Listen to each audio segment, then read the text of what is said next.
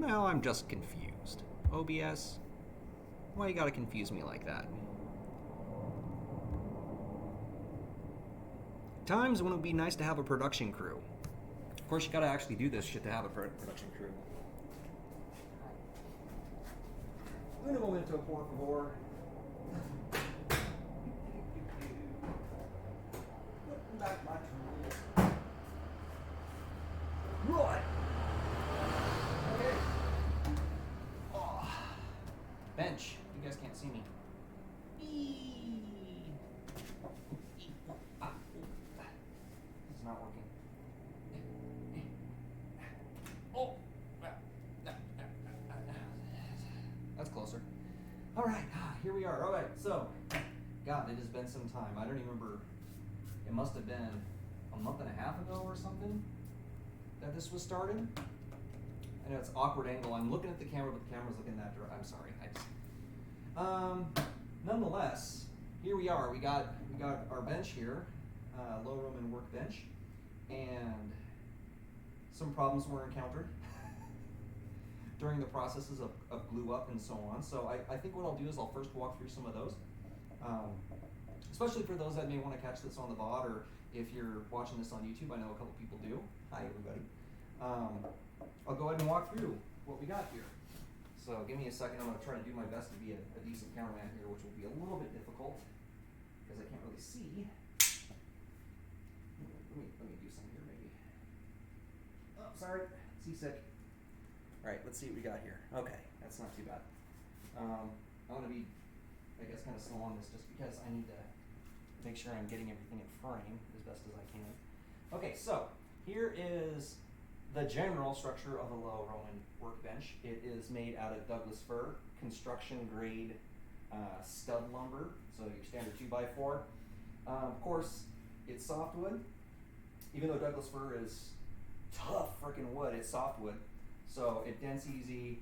It's not ideal for a workbench. The thing with workbenches though is if you want a really good quality one, that usually means you have to, if you're gonna make it yourself, you have to use hardwood and you have to really kind of know what you're doing. I have neither of those, so we're gonna go with this. This solution here is what I got from a fellow named Rex Kruger on YouTube, who's got this channel, Woodworking for Mortals.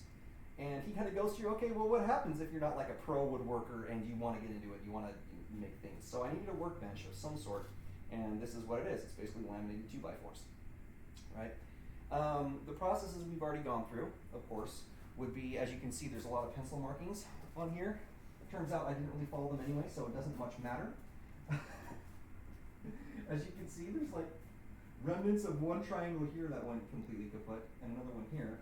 And that was because I had to change my mind about the layout. And what I mean by the layout is the order in which each one of these planks is, who's going to be its neighbor and where it's going to be on the end or the center and all that kind of stuff. I had to reorient that a little bit, and that was all based on the way the softwood construction grade 2x4s bend, twist, contort, and so on. The idea was basically to try to make it so I could get them all to fit as closely together as possible so I could laminate them. And for those that don't know, lamination basically is just taking one piece of wood on its widest face and gluing another piece of wood to it, and typically doing that in multiple successions. If you've ever seen plywood, you're very well aware of lamination. If you have a skateboard, you're very well aware of lamination. Okay, so that's the idea. Now, this process of gluing actually took a fairly long time, and that's because, again, I'm a novice, and I tried to do my best to plane these guys flat. There was a stream where I did that, and I had limited success with it. It went somewhat okay. There's some stuff I just couldn't do confidently because I was sure I was going to take too much out, and it became a problem. So what that necessitated was me basically gluing these guys together as best as I could, and then finding pockets of problems and trying to solve them as I went.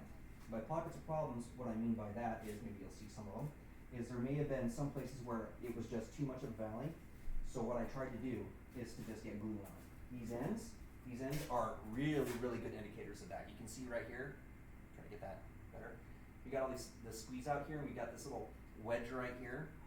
That was me trying to fix a pretty big defect right here. Now what likely is going to happen is, because you can see that this edge is ragged as F. F means fuck, by the way. In case you were wondering. I wasn't meaning frankincense. I'm probably just going to cut these off. We're just going to make a nice straight line out of that. Maybe take, I don't know, an inch or so off of that side. Same thing on this. This is the one I really want to be nice and pristine, this end, because it's got my mortise here. And that's where a bunch of tool stuff can fit in, and clamps and amazing stuff. So I really wanted this to be my reference. But there's still some, you can see there, it's not even. So we're going to cut that off. That's going to be another thing. Yet I digress. There was other big gaps in here. You can actually see in the mortise. I've got another wedge right here, and I've got a wedge right here. Same thing. It was just the way that these were cut. There was a strange issue on the ends of these guys that I had to take care of. Those wedges also helped me try to correct a little bit of the problem. So that's the story on what happened here. It necessitated me doing some other things though. Like Rex makes it look easy, let's be honest, but he's a professional woodworker, right? I think he's a cabinet maker by trade. He makes it look easy. There's a lot of things that look easy until you try them, and then you realize, okay, there's apparently some things that you have to learn just by making mistakes. Made plenty of them. Here's a kind of a really good one. During the glue up process, and the way that I did that is I did 5 of them at once and then 4 of them at once. Well, the problem with that is I screwed up on this one, as you can clearly see, because this one should be right here, between these two. Screwed that up.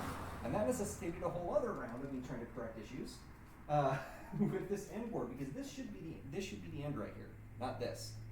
I think it turned out all right for the most part. It's still a little bit, wavy, but it's close enough for country. This should do what I needed to do. And again, it's a workbench, right? So it's gonna get beat up. It doesn't need to be a work of art. It needs to do its job. It needs to do it well. That's all we gotta do, right? What else do I want to talk about in terms of this process? Oh yeah, that's right. I had to acquire more. You can see I kind of got it in the center of the screen there.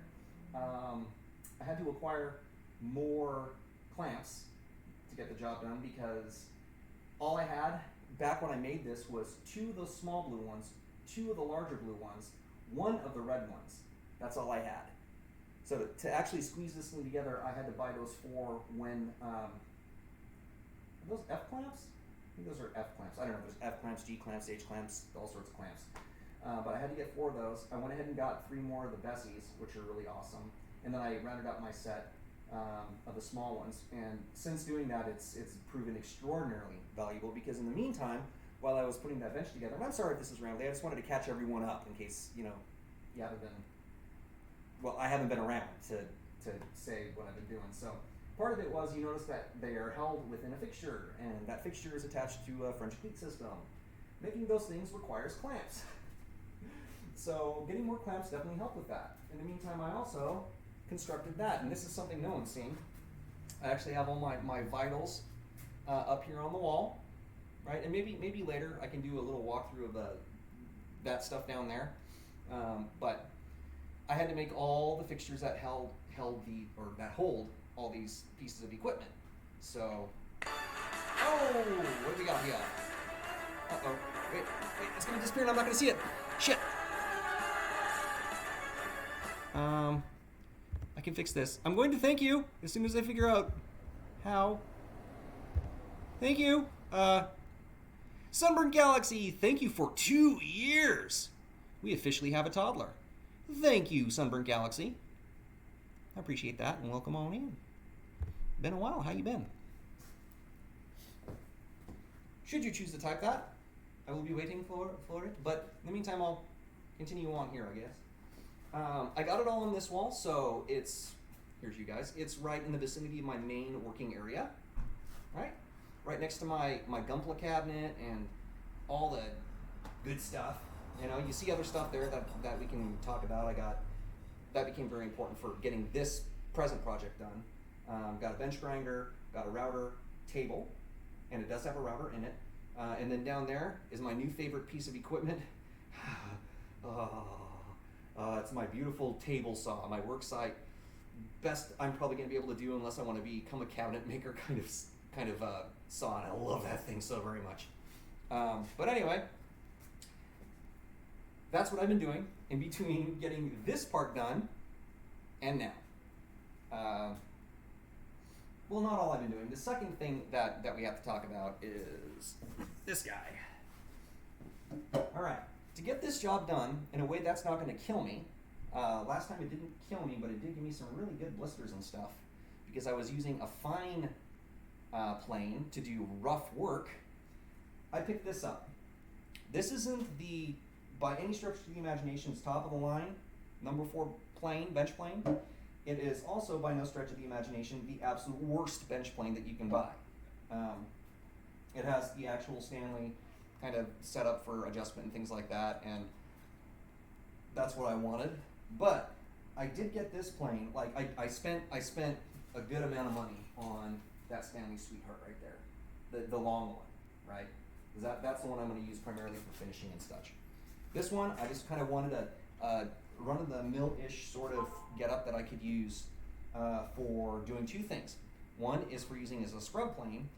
2 is for using as somewhat of a smoothing plane, like a smaller smoothing plane compared to that. I got it right in the center of the screen there, compared to that Sweetheart number 5 jack plane. So, in order for me to turn this into a scrub plane, I had to do something to the blade. Right, and let me put you back on the tripod. We're gonna look at those, in case you never heard of such a thing before. If I can manage my tripod here. Okay, go. Here, down here. Let me closer. I'm gonna macro this out a little bit. There we go. Production quality through the roof.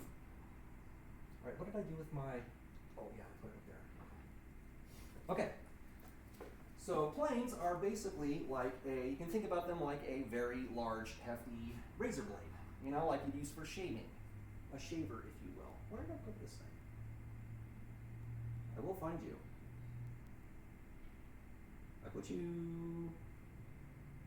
I swore I put you up here. Did I not? I am presently trying to find my other blade.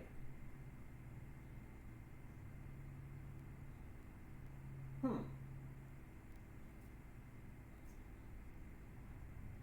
I not put you there? I thought I put you there. I kind of need that other blade too. Oh, blade.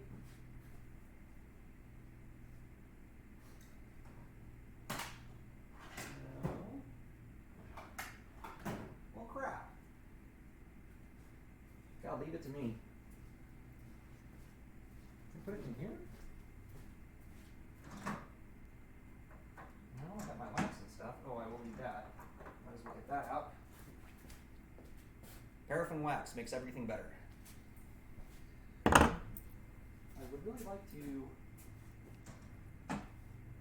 explain this in a half-ass decent way. I guess this is a half-ass decent way, isn't it?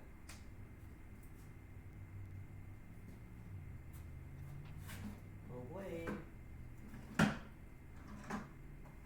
Seriously?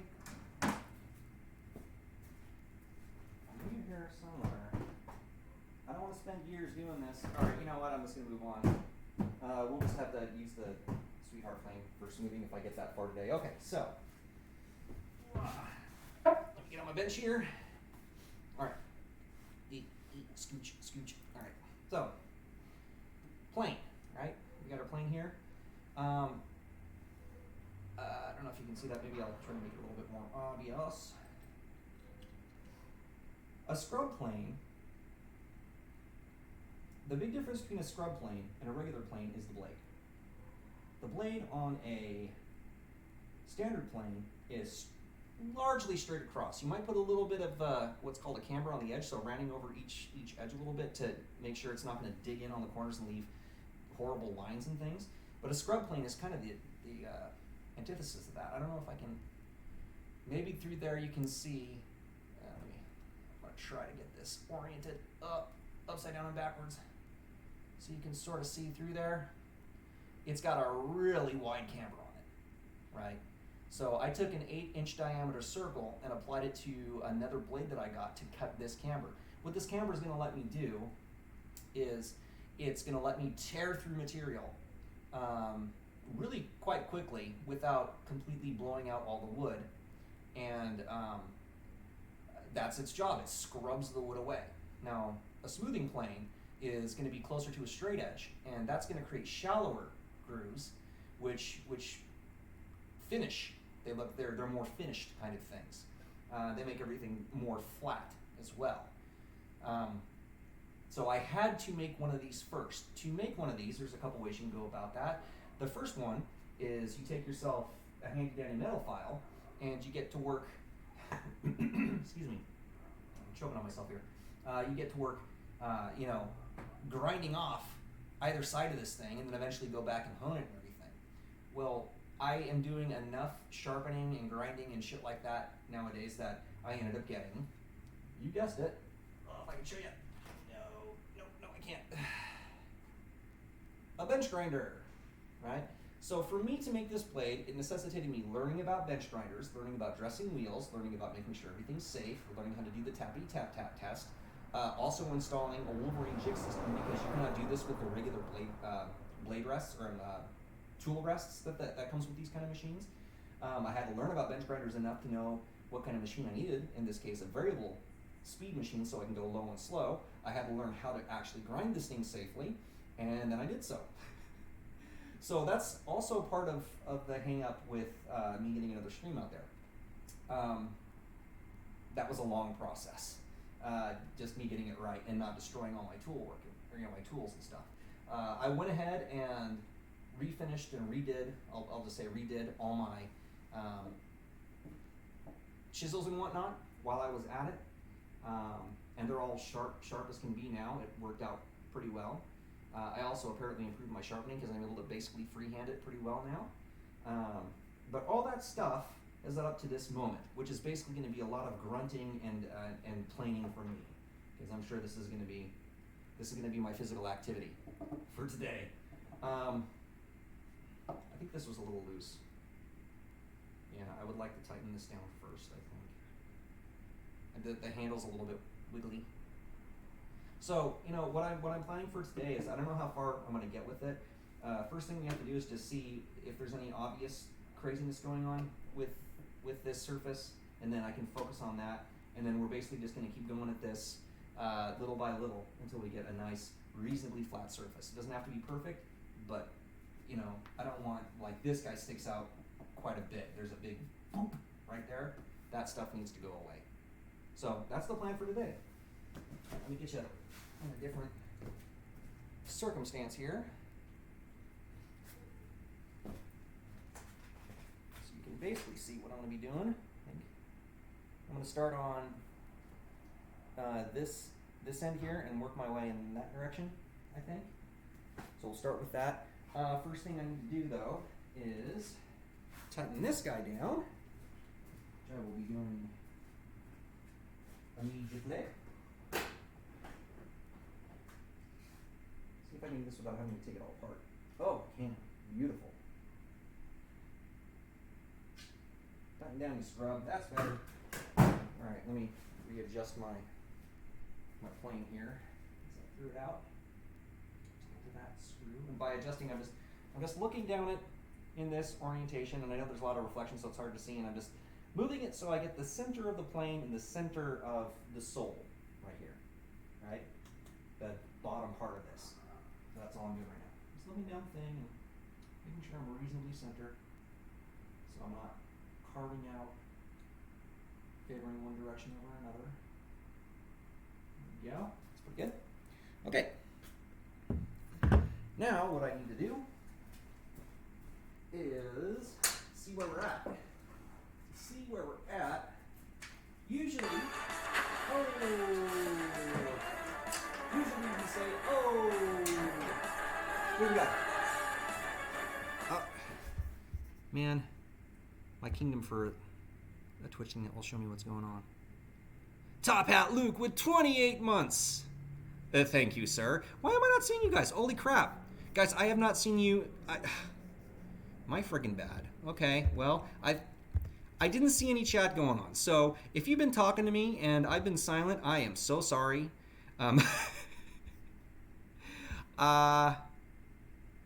okay, first things first, I'm going to be catching up on chat because I thought it was open and apparently it was not. Okay. All right, guys. Holy crap! Oh my God! So many people here already, or not already, but okay. Okay. Let me. Here, you can. Okay. Where?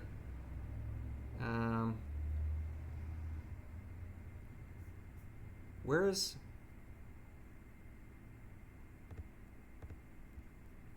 What the hell? I'm just a mess. I'm a mess. Activate. There. God, that's been off the entire time too. I fail. Hi everybody. Okay. Hi Gidge. Hi Angel. Yes. Lots of wood. Gidge, I've also been disappeared. We talked about that a little bit, which was nice.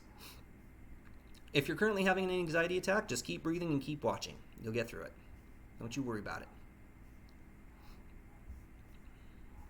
And don't worry about I guarantee this is something that happens almost all the time to everybody. Whenever we get anything that we deem could have a bad outcome, we tend to assume it's going to be at least 10 times worse than it's going to be. If this is something that happens to you, and it happens to all of us, one of the things that absolutely helps me out, and that I recommend to people that I work with is, okay, think about the last time you had a circumstance like this, and you probably already have. Try to imagine what you thought it was going to be like. Then ask yourself how correct you were about it. Is it likely that it's going to end in the worst possible way you think, or the best possible way you think? Not as likely as somewhere in the middle. And that's usually the way it ends up. Don't let it get into your head too much. I know it's easy to say that and hard to do, but if you try to just compare and contrast what you think the best and the worst outcome would be, you're likely to get to a place where you're not going to be putting yourself in the deep fryer, but you're also not going to be making yourself, Zeus on the mountain. Just keep watching, hang in there. I miss all the chat. Sunbird, hi Sunbird. Let's see.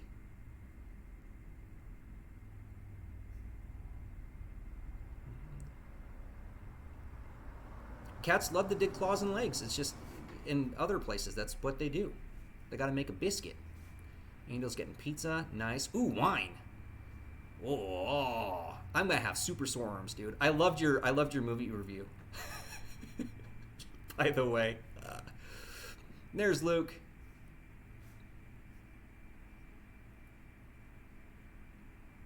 I'm so sorry, guys. Complete streamer fail.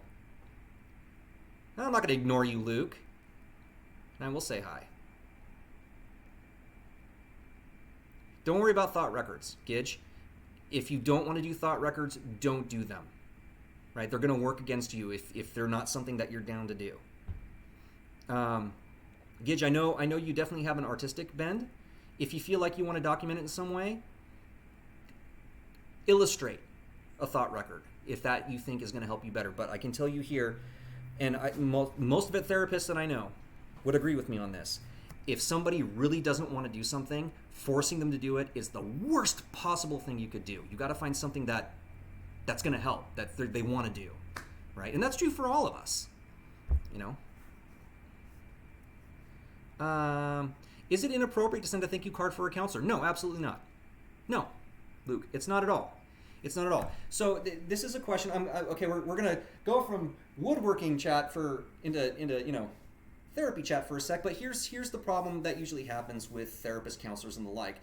There's an issue of ethics when it comes to what's called gift giving, and gift giving essentially is a problem because there's an imbalance in the relationship. So for somebody who doesn't have the authority in the relationship to provide a gift to the person with the authority, that can create a whole bunch of subconscious and conscious stuff. So more often than not, therapists, counselors want to avoid that. But the difference is the context behind it. And I got to be clear with that. Now, if you're taking an ethics test, they may throw that at you and they're going to make it dichotomous, yes or no. But it's the intent behind it. What's the purpose for giving the gift, right? In this circumstance, thank you card is completely, with extraordinarily few exceptions, I guess it depends on what you write in the thank you card, it's totally fine. It's totally fine. So I can tell you the vast majority of my colleagues, I have yet to meet one of my colleagues that's opposed to receiving cards. I have colleagues that aren't opposed to receiving what I guess I would call not valuable trinkets, right? So no, they're not like, hey, here's a brand new convective toaster. It's more like, hey, I made this thing while I was working on my process and I wanted you to have it. Maybe you could use it for a Christmas ornament or something. See, it's the intent behind it.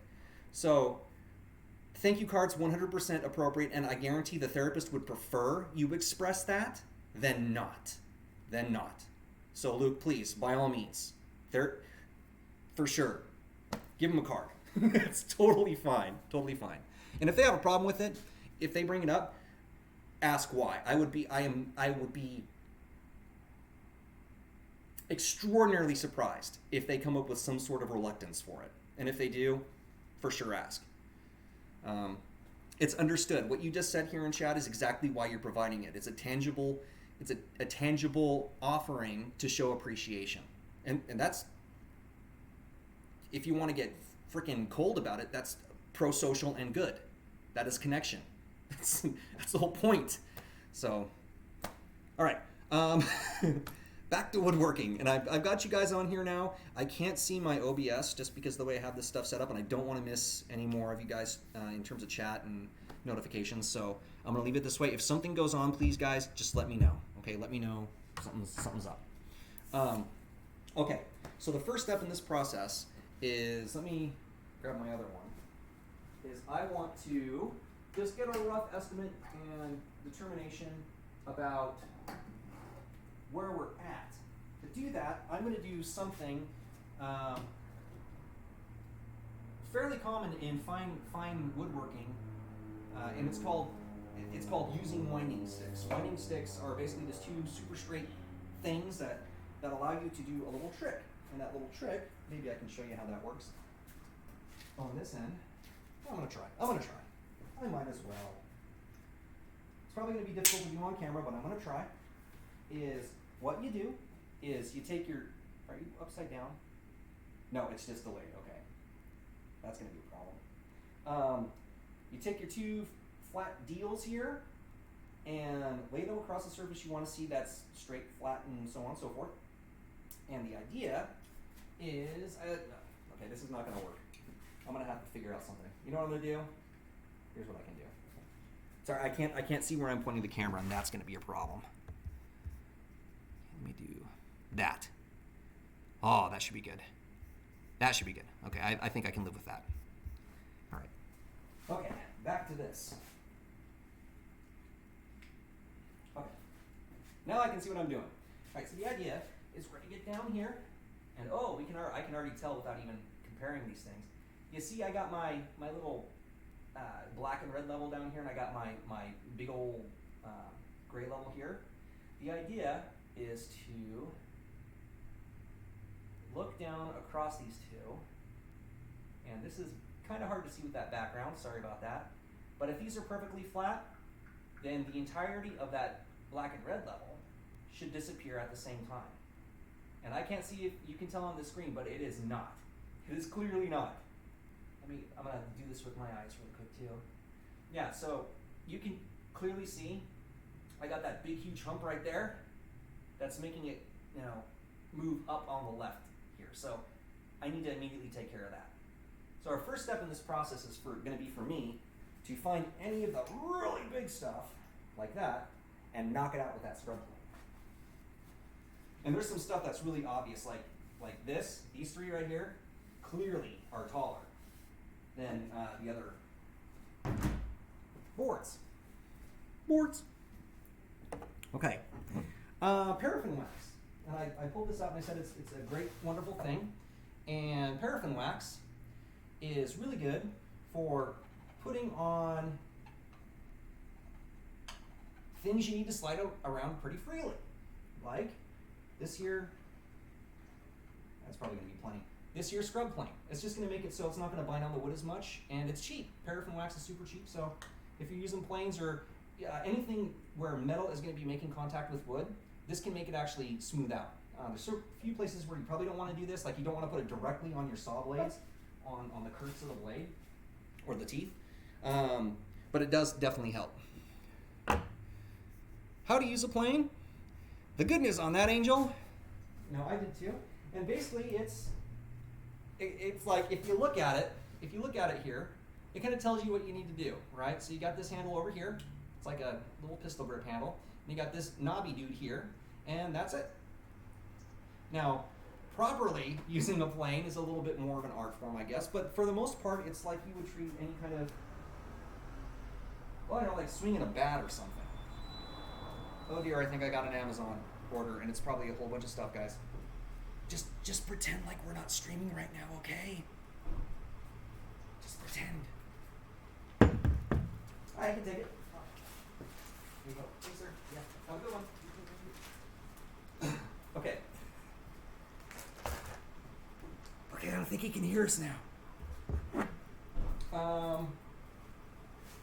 But yeah, the general idea is jute. And that's it. And think about it like a potato peeler, right? It does the same thing, it's just a lot more heavy duty. This is a super heavy duty potato peeler, basically. Why are you doing? Who's wiggling on me? I don't like hearing this noise. Who's wiggling? If it's this thing, that's fine. I don't care about that. Okay, that's fine. That's fine. It's just the knob. All right, so where am I going to start? Let's start with trying to deal with. What's a good angle for you? Maybe something like that.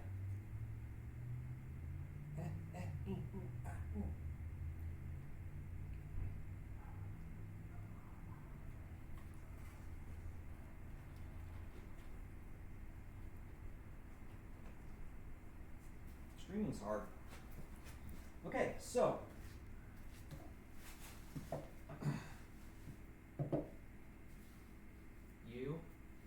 these three, these guys go fairly far back to about here, I'd say. Right about here. This guy resolves a little bit faster. This guy right here, to right about here, I'd say. So yeah, first step is I'm just gonna go through and by feel, just feel where it's high and start ripping this shit apart. I don't know how this is gonna go. This is the first time I've ever scrub planed. I do know, however, you don't want to go this direction. You want to go at like a 45-degree angle across the stuff. But I don't know if that's the case yet. Wait, let me rethink that. I think we do that when we want to take a bunch of laminations like this and make them all have the same plane. Because this is already so far off, I don't think I need to worry about that for the moment. We're gonna see. It's gonna take some adjustment for me too to. Oh god, yeah, it's already. I barely have this thing sticking out. It's like, eat all the stuff. Take that out a little bit until I get a good decent amount of chunkage coming off.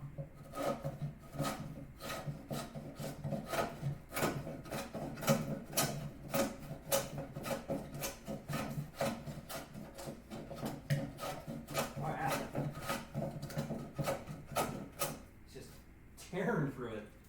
Alright. One of the problems I may run into here is the throat, which is the square hole deal right here, might not be wide enough. And that could be a problem. We're gonna let's see how this does.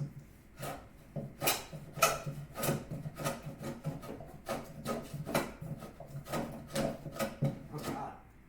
It's just mauling it. I love it. Apparently scrub planes work really good in poles too.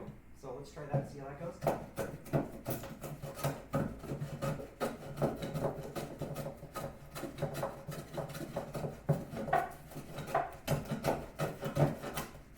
Not too bad.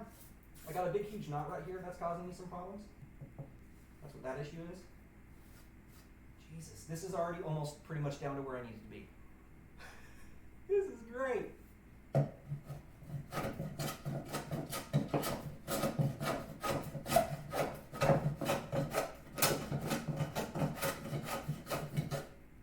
I'm just trying to work just this end right now, and then I'm going to start moving my way back.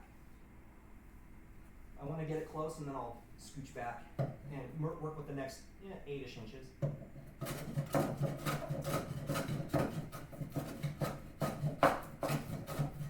Oh, it's night and day compared to what I was doing last time.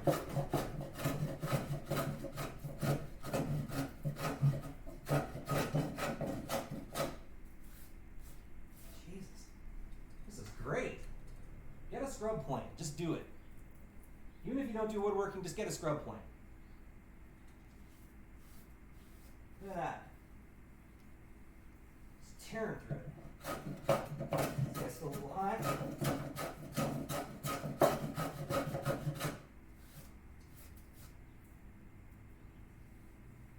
And this is actually pretty much already there. That's how long it took. Let's see.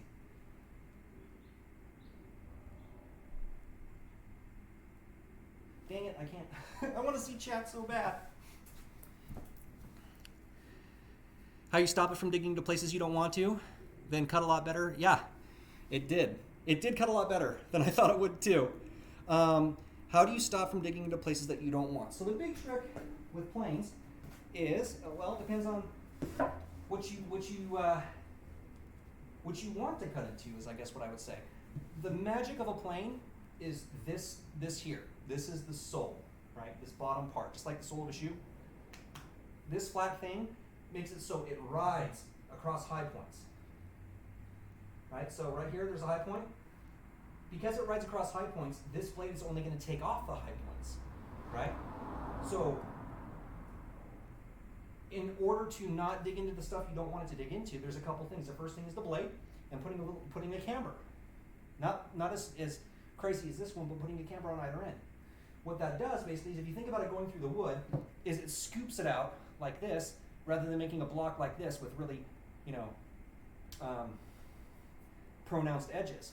If you do that, then basically what it's going to do, it's going to create little valleys, little gullets across your push, right?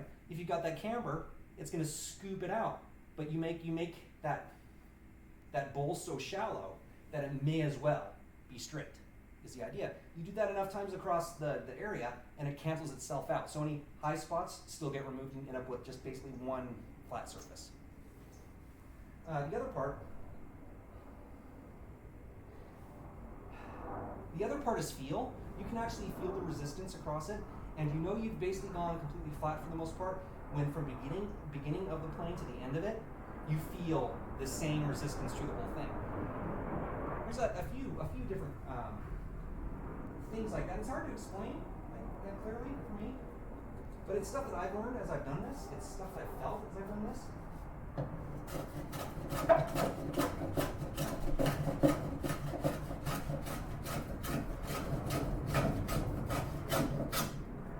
So one of the things is, I know I've gone far enough. I don't know if you can see this, but because it's really reflective, but this is now cutting into this guy right here. That says to me, this one is done for that, right? When I get a little bit, when I start digging into this plank right here, I know this one is as high, as elevated as this one, is the idea. I need to figure out a way to make this bigger so I can see you. Yes, Angel, I feel you on that, and I think earlier on when I was, a kid, I tried doing hand planing stuff in like wood shop, and I just could not get it, and that's exactly what I did. But I'm glad you brought that up, because one of the big things I think is this takes a lot less force than you think it does, as long as your stuff is sharp, and that's what you want. If you're pushing too hard, you're probably taking too much. And that's exactly what I did as a kid. And I ended up with like this big, I was just edge joining a board and zoop, this huge scoop, because I was putting all the pressure on it, nothing at the beginning, all of it in the middle, and then nothing at the end. So I was kind of like going, zink, and guess what? This is a tool. It's going to do what you tell it to do. In that case, I was making a bowl. Instead of relying on the sole and just letting the sole guide it and not putting so much pressure down, that I'm changing its deflection, if that makes sense.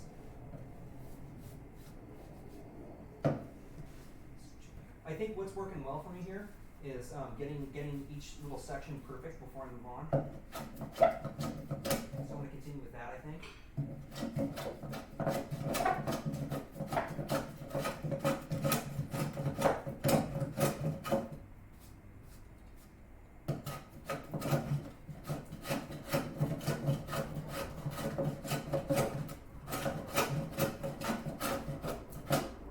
Yep, starting to get some cut on here. That's where I want it. Just a little bit high.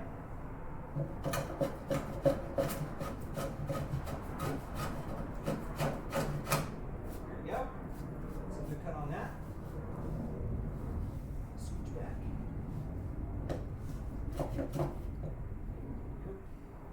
Sorry for all the interruptions, guys, but the knobby dude is loose too, so.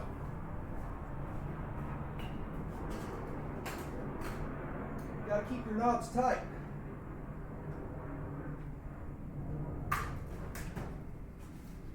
Keep the knobs tight. That's great. You know what else went really well? A lot better than I thought it would, was the bench grinding part.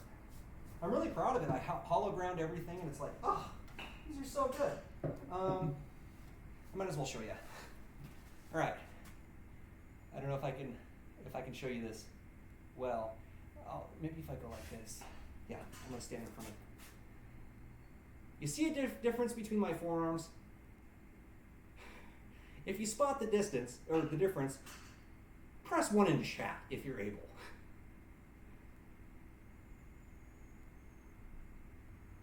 Angel knows. Now, Angel, for the class, would you mind pointing out what you saw was different between my two forearms?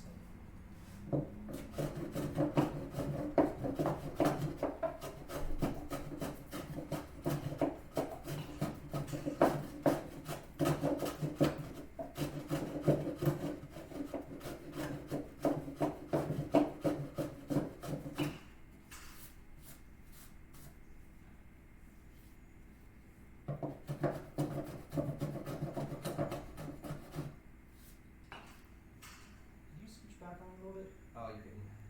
Yeah, see, I'm now experiencing a throat problem here. I suppose what I could do is take a file and loosen that up. In the meantime, yeah, I'm getting shaving jam in it. And that was a problem I kind of was worried about. Right. Crap.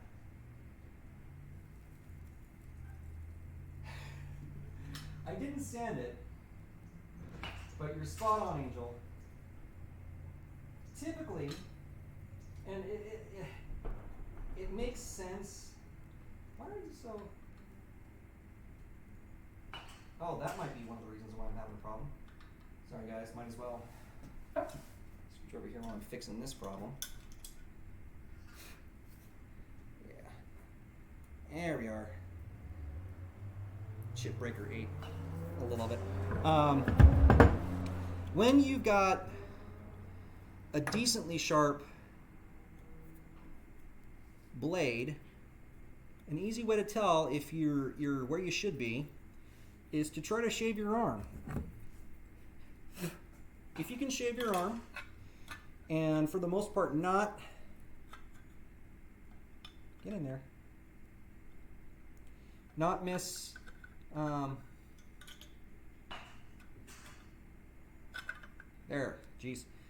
not miss most of the hairs, and do it within like a stroke or two, specifically more like a stroke. That means you got yourself a mighty fine blade. So I sharpened every one of my chisels, every one of my plane irons, and as a result, I am now missing a whole bunch of hair on my left forearm. Kind of funny, but also I want to bring it up because in case you ever need to make sure something's sharp, that's a great way to do it. Think about it like a razor blade, right? If you took a razor blade and applied it to your left arm, should you normally have hair on your arm, you know what happens. It goes away. A lot of people do that conscientiously. So it's the same idea. It's, you got a good, what are you doing? You got a good blade, it's going to cut your arm hair, like in the beetle. I made this a little tight. It's all right. It was jangly before. Almost back to our normally scheduled program. We'll start busting this dude out. This is working great, despite not having enough big enough to really take huge chunks. That's all right. I'm gonna back it down a little bit to see if we can grab her that way. Yeah, just a little bump right here. Maybe more than that.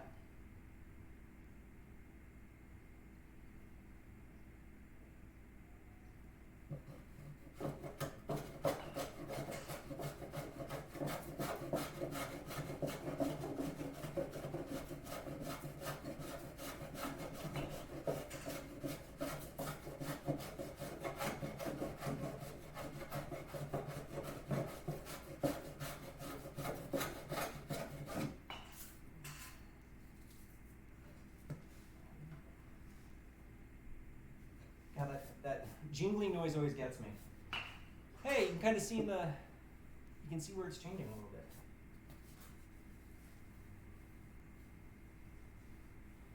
So I watched Midsommar for the first time the other day. Definitely my kind of movie. I don't know what that says about me, but it says plenty, I'm sure.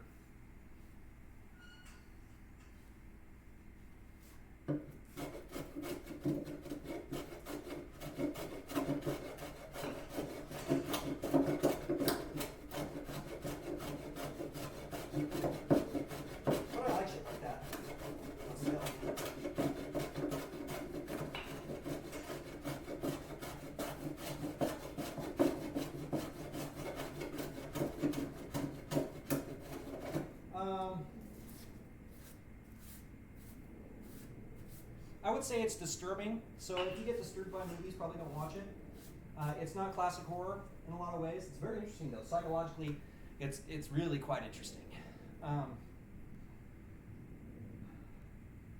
There are shocking parts in it that have a little bit more realistic gore and violence, which is great actually for the movie. It's not dramatized at all. That's, I think, one of the shocking parts of it. There's not like a big wind up with music and shit.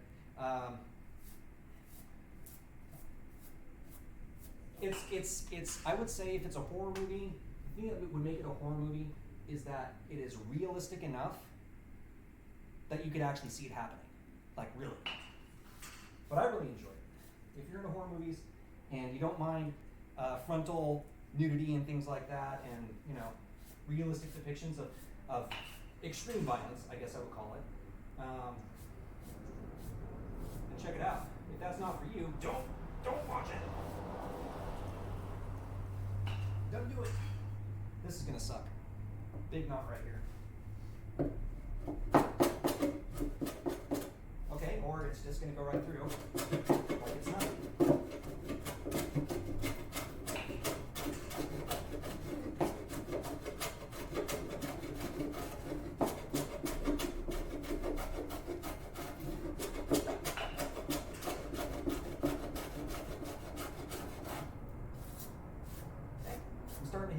So that's good. It's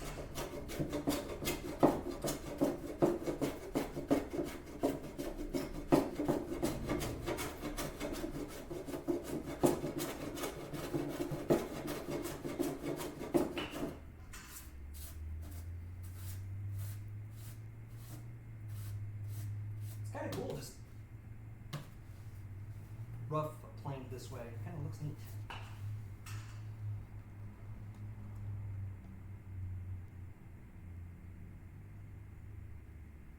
Realistic, what was that? Realistic like what? I need to find a way to get you guys closer to me. No, realistic like real. For the most part, there's some hallucinogenic things that happen in it, but even still, that kind of explains how they're experiencing what they're experiencing.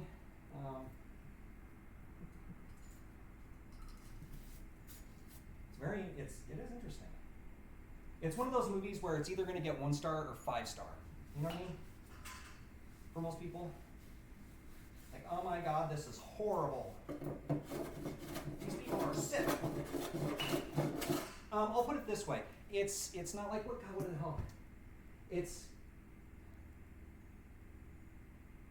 Cannibal Holocausty without being too gratuitous. Midsummer, Luke. I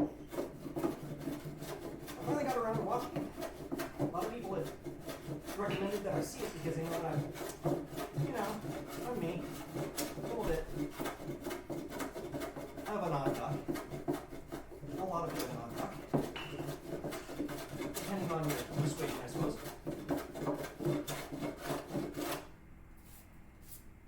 Alright,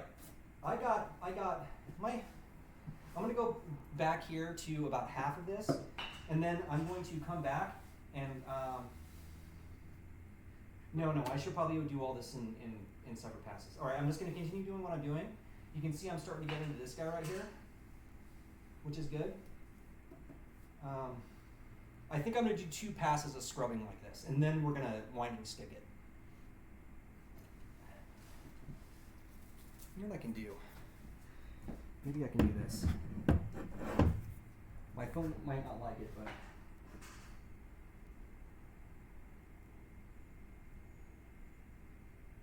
Chat. Okay. Now I got you guys open. Yeah, if you don't already like... Okay, if you thought House of a Thousand Corpses wasn't necessarily all that shocking, then this will shock you a little bit. That's, I think, the easiest way I could put it. But see, the thing is, it's not directed to be shocked. That's what I like about it. It's unlike, again, Cannibal Holocaust. It's not there to just shock the living crap out of you, right? That's not its purpose.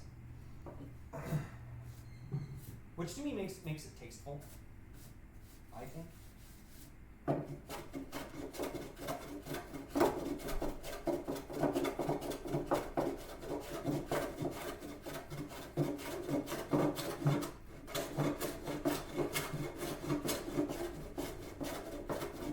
As I'm doing this, I'm just watching the neighboring boards to see when I'm starting to bite into them, because that lets me know I've come into plane, or I've come into flatness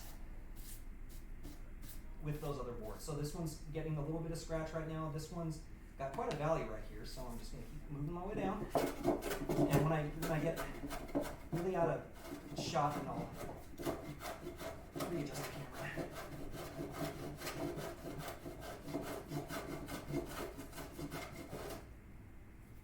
I gotta clear these chips every once in a while so it doesn't bind up on me. There we go. That's nice. Probably should have tried to get a number 5, which is a bit of a bigger plane. For my hands and so on. It's easier to hold on to.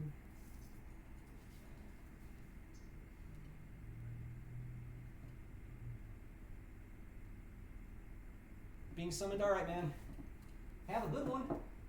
Why is chat not?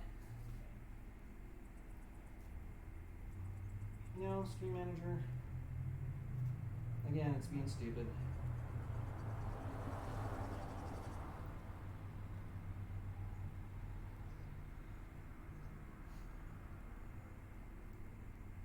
There we go. Bye, Luke. I hope whatever they summon you to do isn't, too much involving demons. Maybe a little bit. Still pretty loud.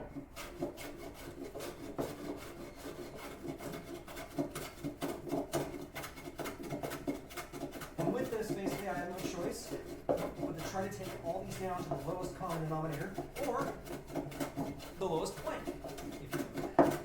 And that's kind of what I'm doing.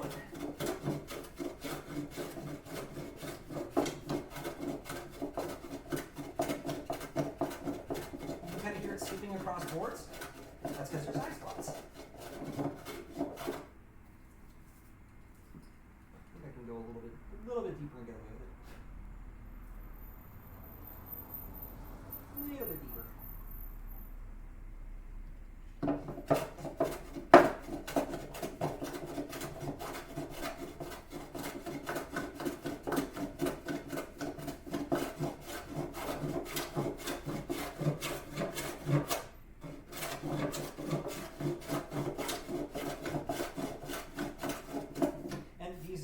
pencil lines that I have, I don't think you can see it, but I got pencil lines here. They're letting me know, like, when I'm starting to actually get into the surface that I'm trying to get to. Like right now.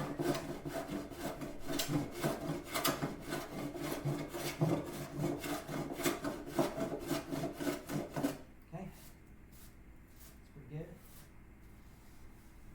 This guy's still a little behind too. I should probably do some of this.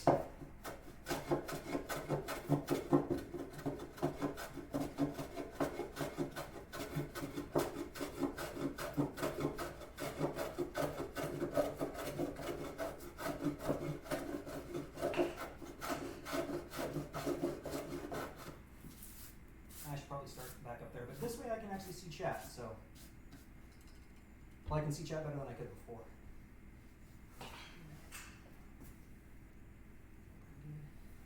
Yeah, it was just that little spot. Or it continues up here. Moving on down. Trying not to fall off.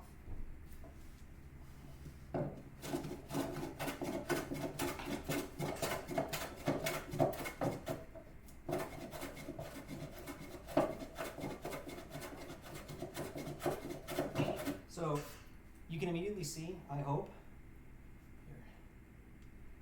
You can see where these two boards, I'm balancing you against my knee, so I can't quite get into the shot. But these are these are getting planed, these are not. That's exactly what I'm looking for. It tells me exactly who needs to be taken down and who's okay.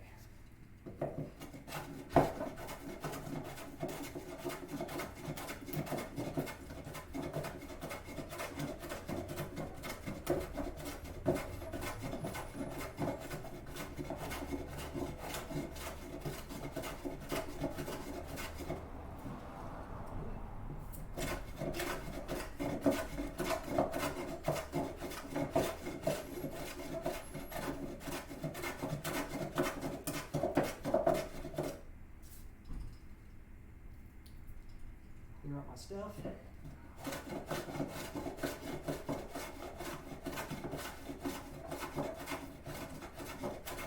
The other thing is, as enticing as it may be, you don't want to stay in one spot too long, because that's how you make things uneven. This guy's going to be a bit of a problem.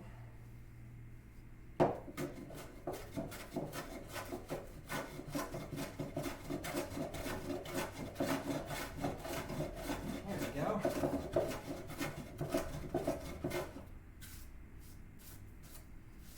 I'm brushing it off to inspect my work and everything every once in a while. Giving her a little field test, see where high spots live.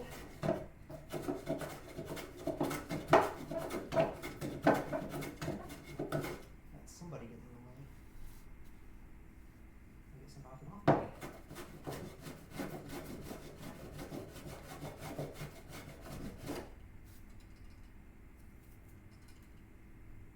I think I'm managing to back this out a little bit, which I don't really want to do.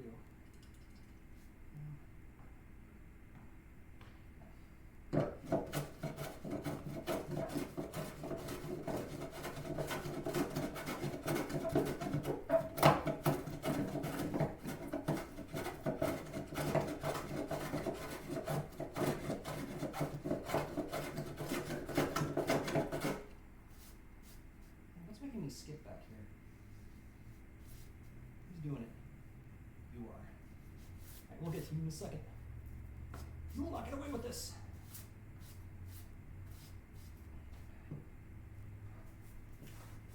Yeah.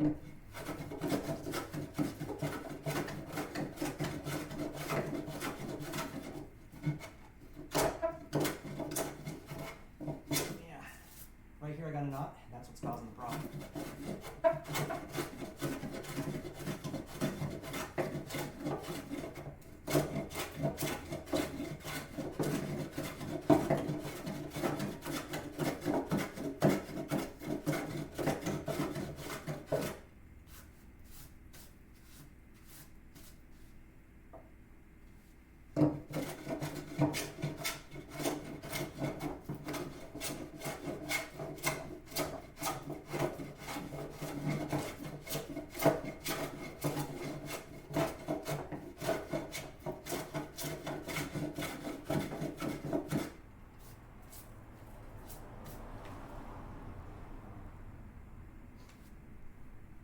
Sweating, man. Work out.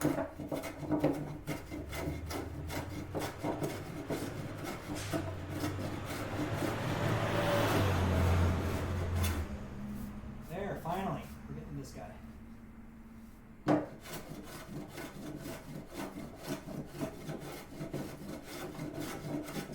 And I doubt I'll be getting this entire thing done today, like even the scrub cleaning, because this is going to be a process. I have a lot that I want to do. Oh, hi, Dog Master. Oh, hi.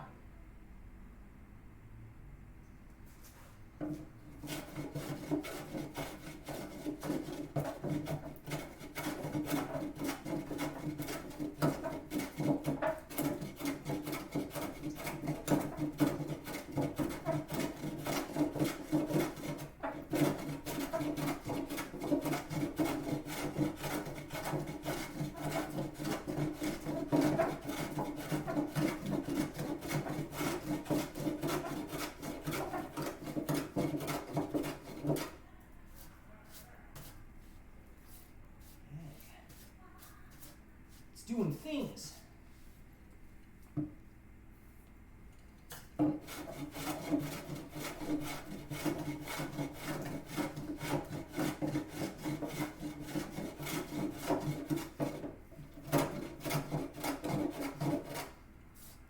we go. Is this?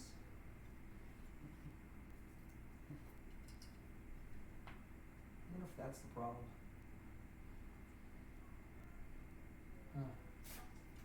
It feels like it's backing out every once in a while. It could be because it's the nature of the plane, which I have to readjust it. It's fine. Be nice not to have to, but that's how she does. Probably should need to tobacco seesaw.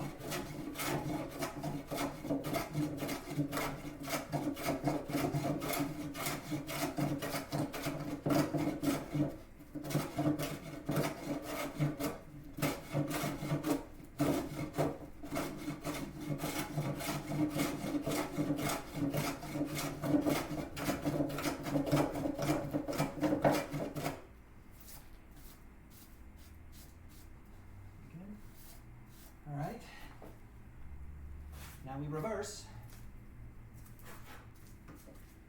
and finish off this side, and then I'm going to come back and do this side. Position.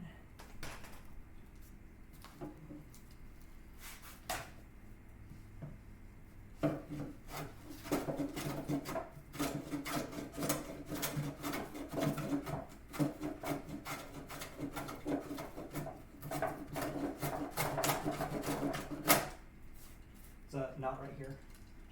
So I'm being a little aggressive on that spot.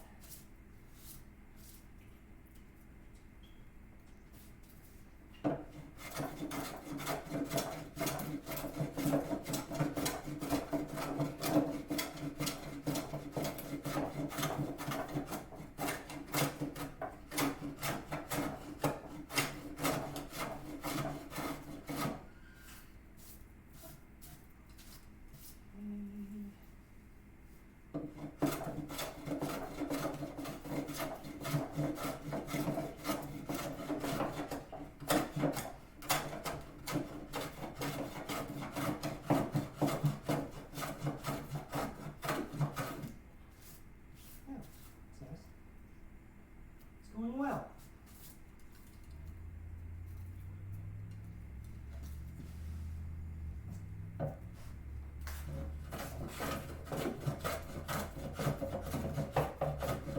Yay.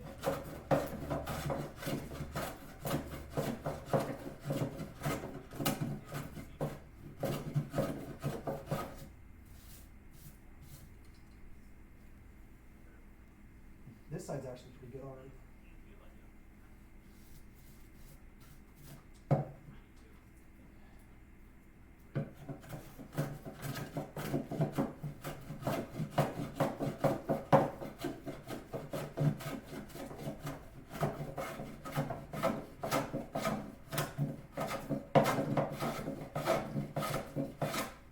This one guy is the only thing that's really sticking out right here.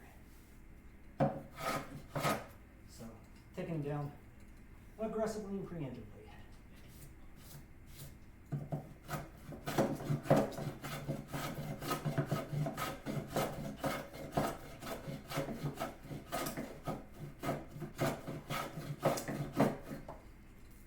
Have I mentioned how glad I am to have a scrub plane?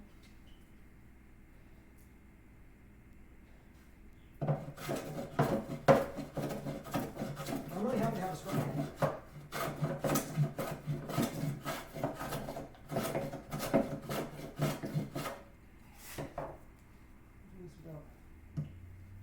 Alright. Have to sit creatively.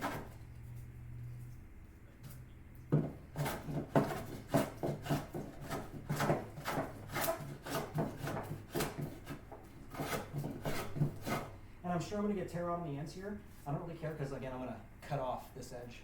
Ooh,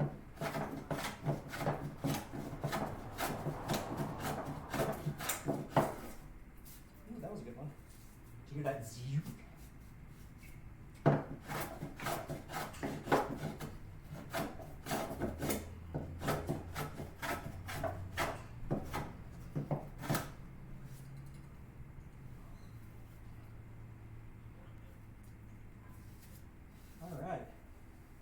Pretty damn good for a rough pass, I'd say.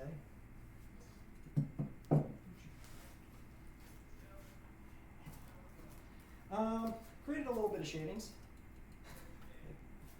Just a few. I can tell you this would have made my life so much easier when we were putting the sides together.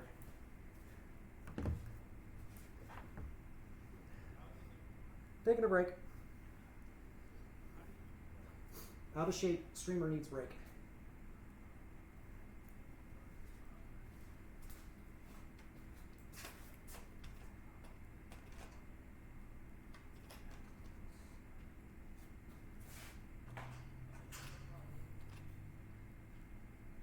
Ooh, pizza.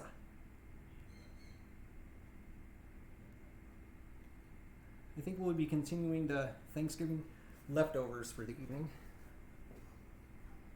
Because we have a few.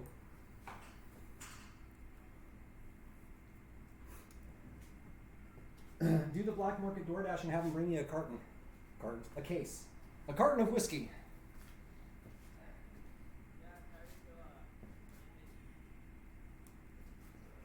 Can you see the plane marks on it?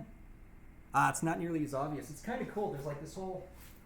I could see you doing something like this, just making it nice and even, and then staining it for the effect. It's actually pretty cool what the gouges are.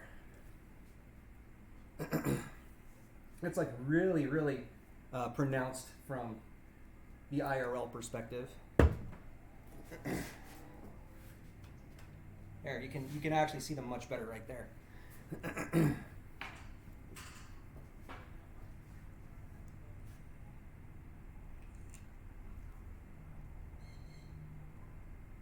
You know what I might do when I'm done with this? I might rough plane the sides. Well, no, actually I need those flat too. Never mind. They have to be nice and flat. I will need them flat. It did a really good job of just ripping the glue off too, which was something I was a little bit worried about.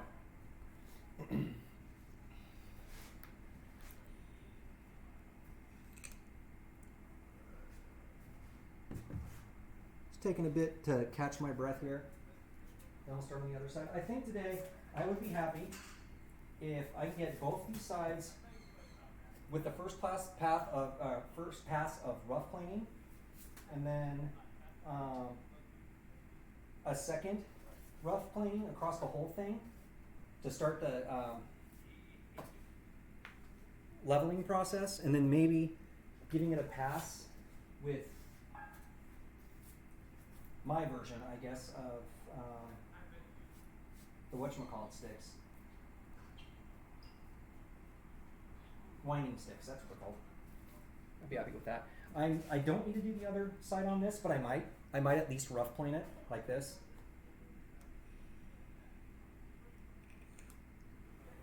Boy, wouldn't that be nice, Angel?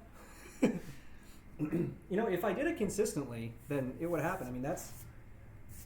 Hey, I've been into checking out historical stuff lately. Maybe Assassin's Creed has something to do with that.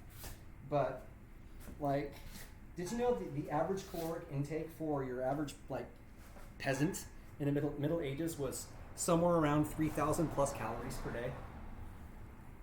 And they still had nutrition problems. You know why?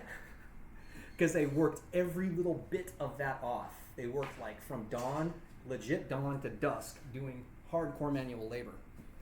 So technically, if I were to do this all the time using hand tools, it'd probably work out. Yeah, man. So Angel, if you think about it, if you are a farmer peasant and you have to do all the shit on the farm to make sure that you get food, that's going to be a tremendous amount of caloric expenditure. Like, think about it. It's like imagine doing barbell curls 12 hours a day, right? Or doing squats 12 hours a day. That's kind of what they were doing. Which is one of the reasons why they saw people who were overweight and or obese as very attractive, because that was nobility. Right? So being pale and being overweight said, you must be somebody very important and wealthy. So that's where it came from. As best we know. You know, that's how the anthropologists are seeing it, at least. And it makes sense logically.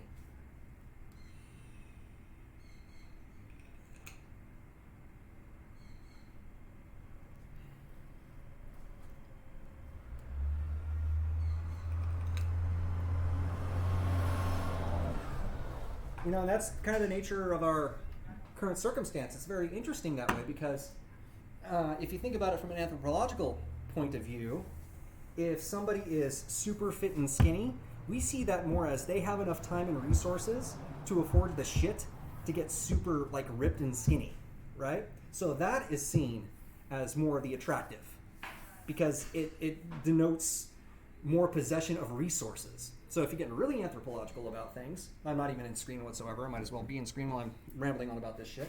If you get really anthropological about things, beauty is encapsulated almost always in those who have a resource or more resources than somebody else, right? Which is straight up there with Darwinian natural and sexual selection and all that shit.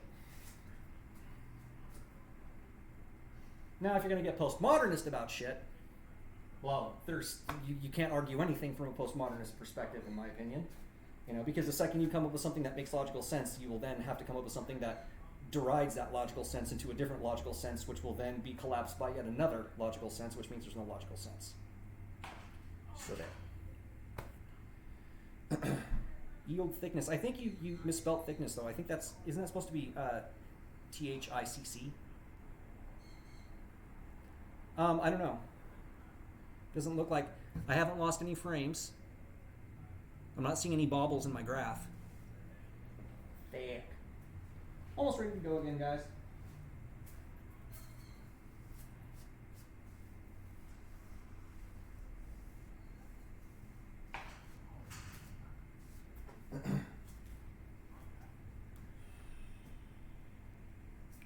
Internet blip.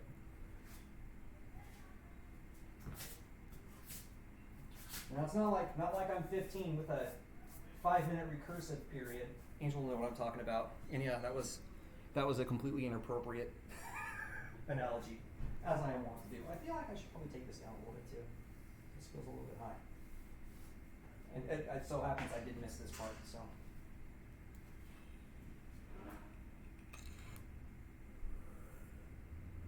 Actually, Angel, I don't think that varies over time, if I remember correctly. Just in terms of the physiological aspects of things, I think the recursive period does tend to stay somewhere between, I want to say, around 10 minutes. Doesn't matter what age you are.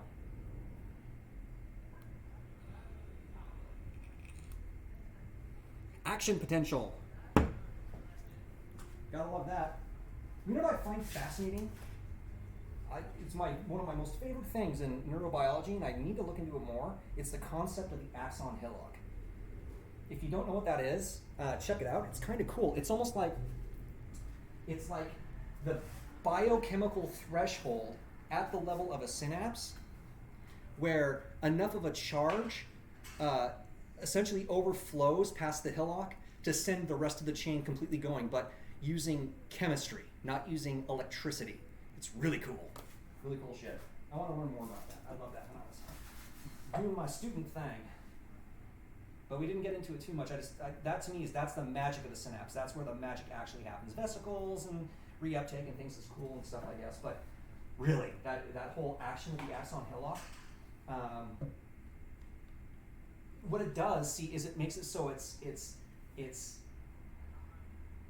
falsely binary. It's not an all or nothing thing. So if you think about it, it's like you got a big cup of water and a little cup of water. If I take the big cup of water, or a big cup of water and an empty smaller cup, I take the water and I start pouring it into the smaller cup, eventually it's going to get to a place where that water is going to overflow the cup.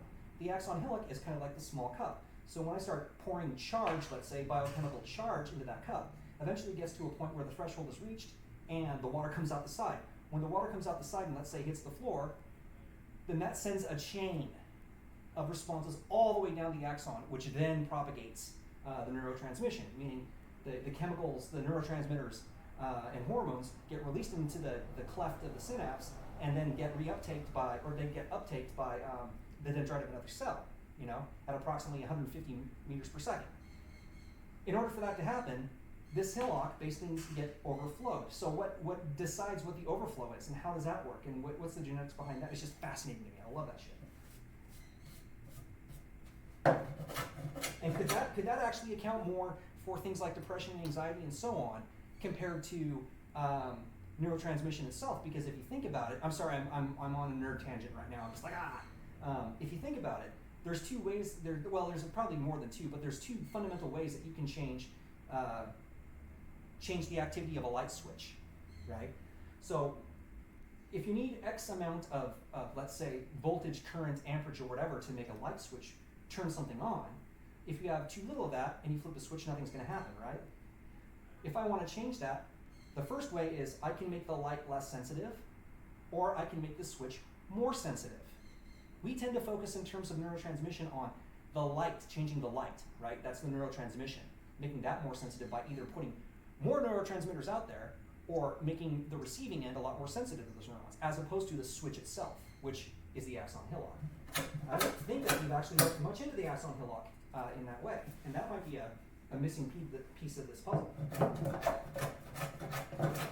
To be honest, though, I haven't exactly looked into it. I haven't jumped onto EBSCO host or whatever.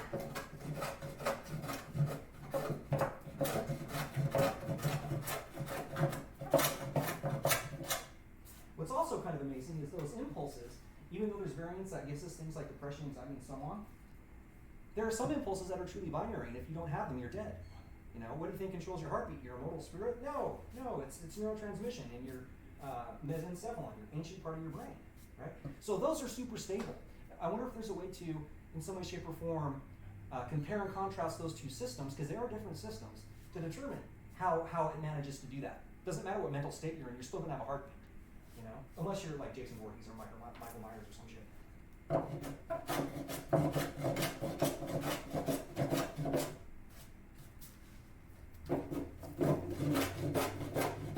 Can you see this? Look at all this tear out. It's freaking gross, dude.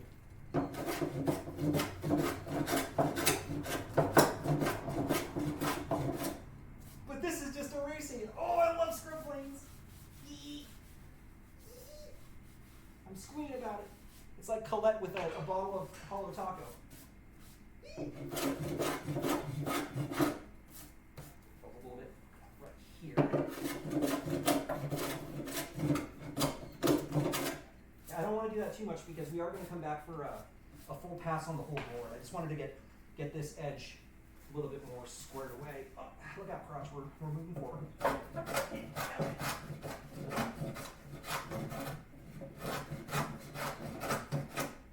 I am also fascinated, Angel, by the concept of like molecular.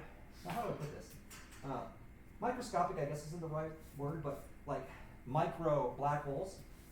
Because if that is the case, is it not possible that at a quantum cellular level in some people's brains that black holes on a microscopic level could be more easily propagated, and hence they could actually allow quantum information to actually occur, like quantum neurotransmission. And if that were the case, that would kind of explain a lot of the unexplainable shit. So, for example, psychic phenomenon and paranormal stuff, you know?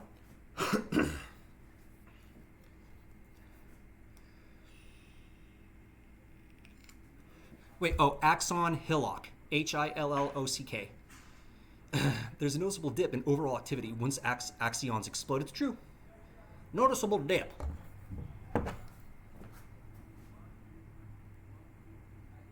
I should probably maintain the same stroke direction, I think, on this, because we're gonna flip it around when we do the next pass.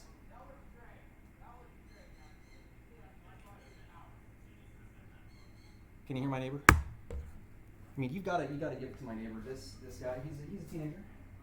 I've got other neighbors that live there, of course, but he is out there every single day practicing his batting and lifting and all that. He's taking his, he takes his sport really, really, really seriously, and I think that's cool. It's nice to see. I like seeing people passionate, you know? Where are we? I think this is going to be kind of a straight pass.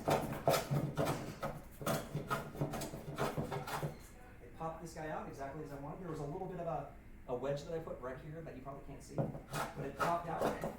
It's what I expected and what I kind of wanted. Because then it just leaves it blunt.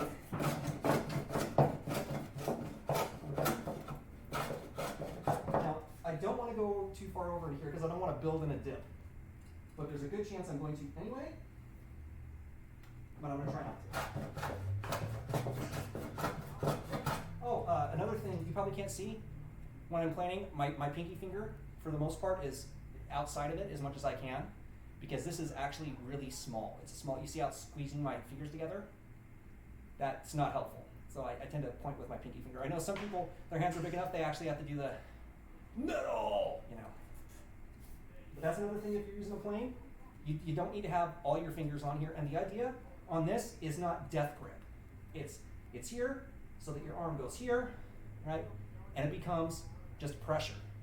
Your fingers are there just to pull it back, which should have very little resistance, and the heel of your palm is what really provides the force. On top of that, it's not your shoulder and your elbow that should be applying the force, it's your whole body. I'm kind of screwed over right now because I'm sitting on the bench, so I can't use my legs to drive it.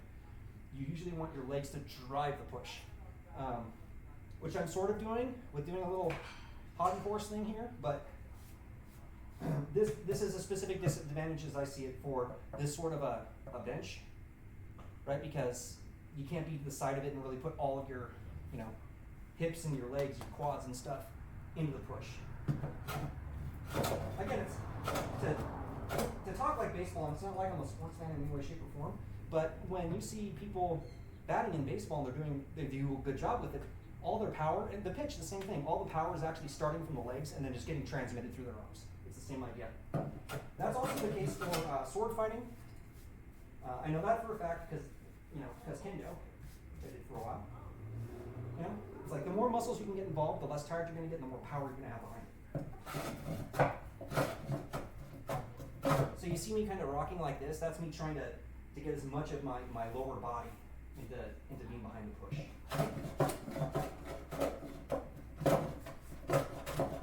And this hand, really all it is the pilot. All its job is really to do is to guide it. There's a little bit of push and pull, but you don't want much. These are things that I have learned since the last time I planed, like this. Big old honking thing like this. And though yes, I am definitely getting a workout, it's nothing like it was when we were trying to edge join these guys, or face join these.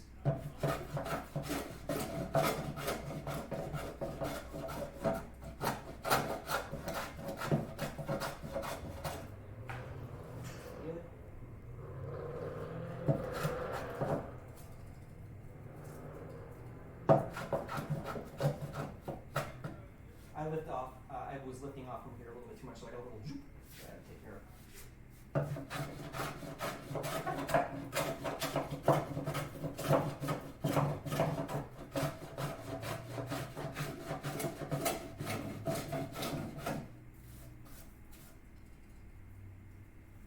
I think it's unavoidable. I'm going to have glue seams, as much as I would prefer not, but down by... Yes, the neural rabbit hole. But isn't it fun, though? Come on, Angel. You and I have been on Discord talking about such shit before. It's fun. I don't think it happens enough. Dare we dream scientifically? Is that even allowed anymore?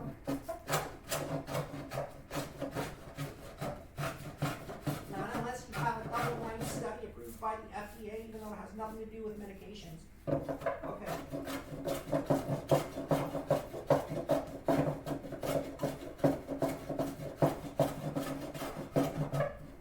I was wondering how long it would be before cynical Crotron would show up. Also, what's making this much easier is using that paraffin wax. It's not, like the sole is not grabbing, right? It's just nice. I can feel it. It's super, super smooth. It's nice.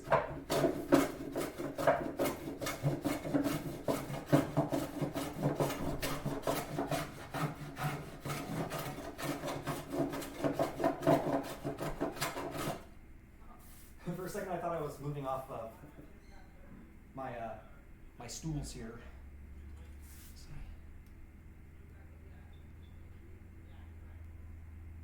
Intoxic. God. Okay, I'm gonna move back a little bit so I can get my phone and then put it right here so I can see chat. I want to hang out with you guys too, so I'm now out here because yeah, content. I also want to hang out with you guys.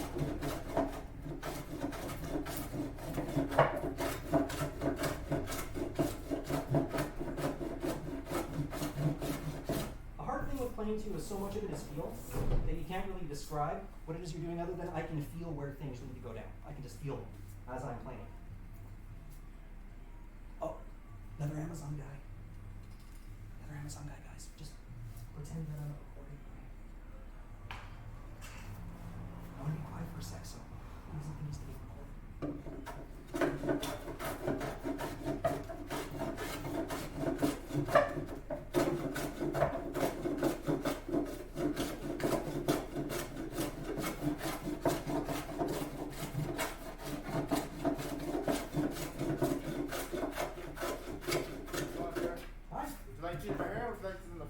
From you.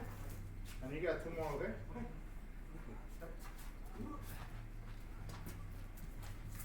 Okay. Packages. One's about to fall.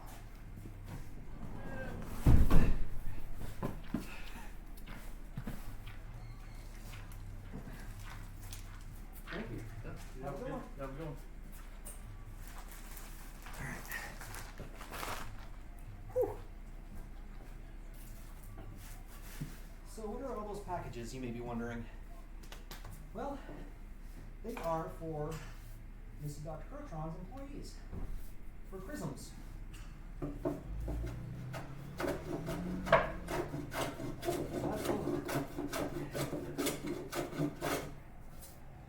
She built a budget, or she has a budget, so this year, like gifts have always been a thing, where she can basically just saves up a budget. Because she's the hospital manager of the whole damn thing, and then she gets people gifts and stuff. So that's what that is.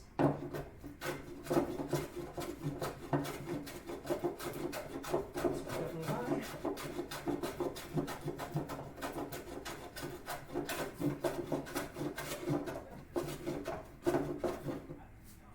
What's stopping me here?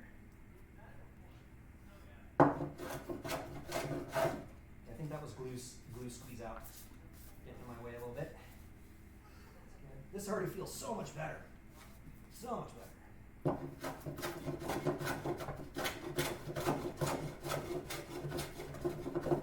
Has anyone played Godfall? I can get my phone now. What?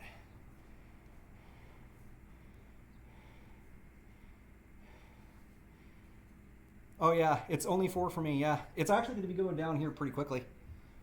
You've heard bad things about? It looked like it was a game that was sort of up my alley, but I just wasn't sure. I'm looking for something to do between Assassin's Creed and, I suppose I could do woodwork. I do have a thing I want to build for Mrs. Dr. Crotron. A spice rack. because she's got 5 trillion spices and it drives her insane. Because there's no good way to store them currently, so I got an idea for that. So I probably work on that. But I was looking for an intermediary between Valhalla and Cyberpunk. No PS5! Nobody's got a PS5! Except for one extremely popular streamer who gave one away, I guess. We got more views as a result, because that's how that works, and that's where we do it.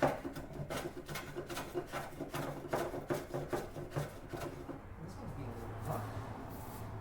But why? Ah, okay. Alright, this one's definitely pokey-outy.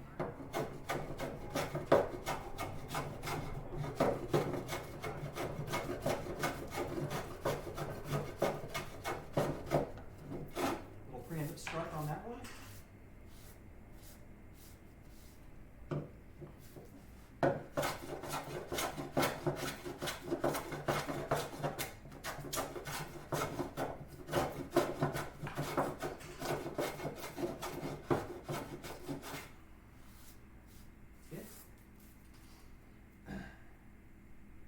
Cyberpunk comes out in like a week.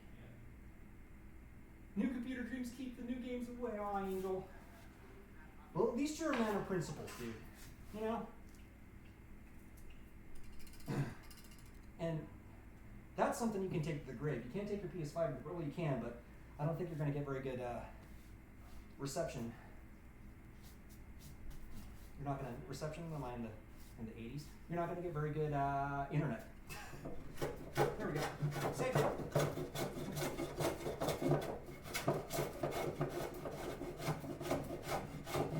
That one's edge is a little bit pointy-outy too, so.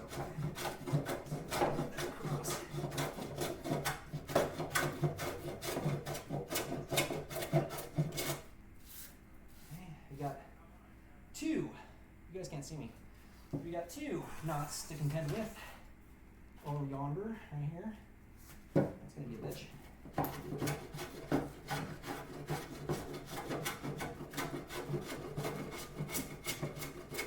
Okay, that was easier than I thought. See, I'm all traumatized from dealing with knots with the last one. It's definitely starting to smell like a coniferous tree in here, which I like. But that's also a bad sign because that means there's probably sap somewhere within these rings. And that can cause some problems later. Not looking forward to that.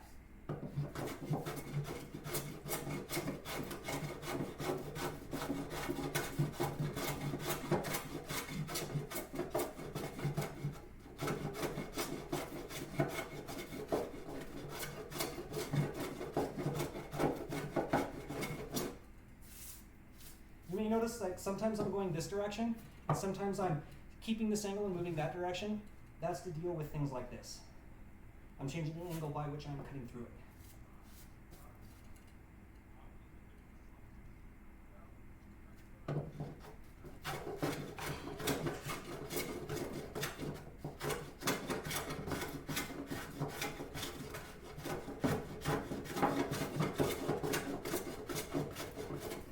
Okay, use my high boy. Someone's being a high boy. Right here. No, actually, it's good. I got it flat and was surprised that it was flat because it feels the same when it's completely flat as it does when you have one single high spot. Are you jammed up? Yeah, you are. You jam.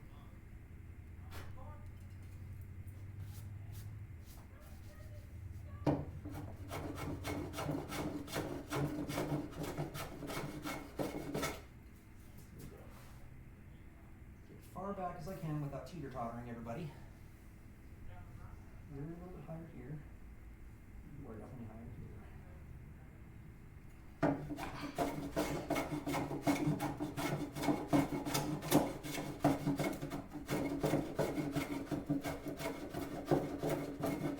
Another thing with this is you gotta be patient. It's like you may feel like you're not getting any bite when you're doing the first push, but that's on purpose. It should feel that way.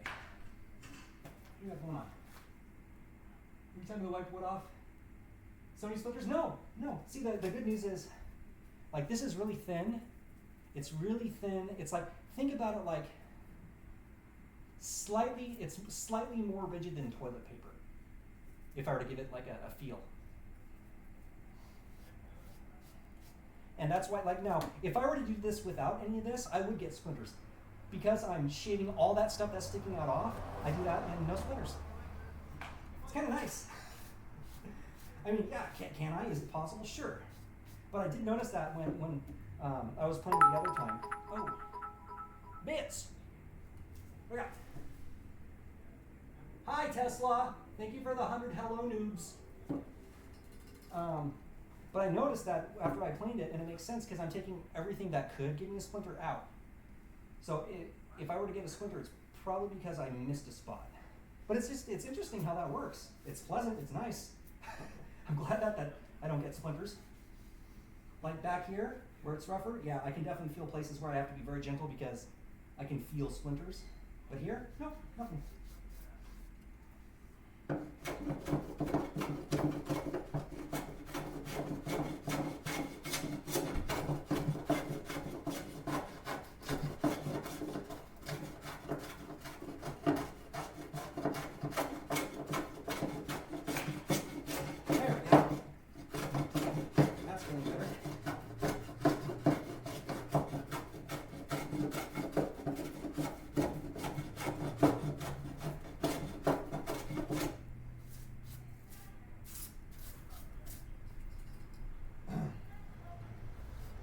And clear it away, of course, because you need to see what you're doing.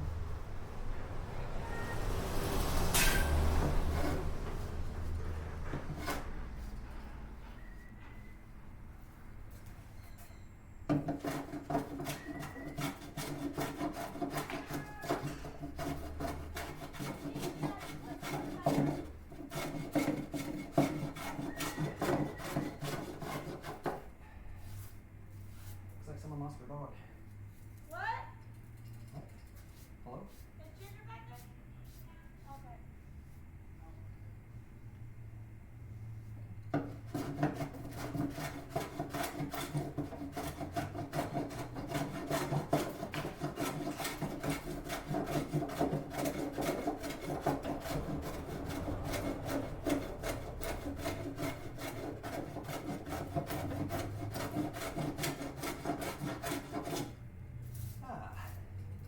Oh, yes.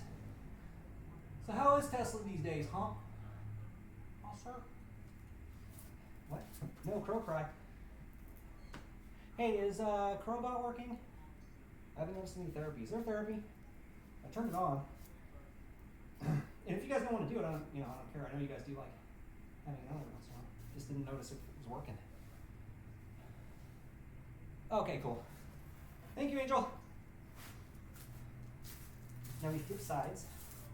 I'm not going to be able to see you guys while I do this because I have no place to put the phone. So forgive me for that. Please enjoy some therapy, perhaps. While I work this side over here. This is going to be interesting. Actually, it already popped out. That's fine.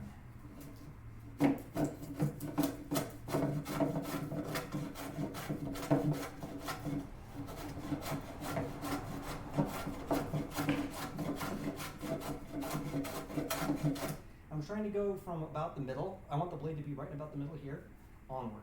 And even if the glue isn't being lifted, that's okay, because that means it's flat with the surface, which is exactly what I want.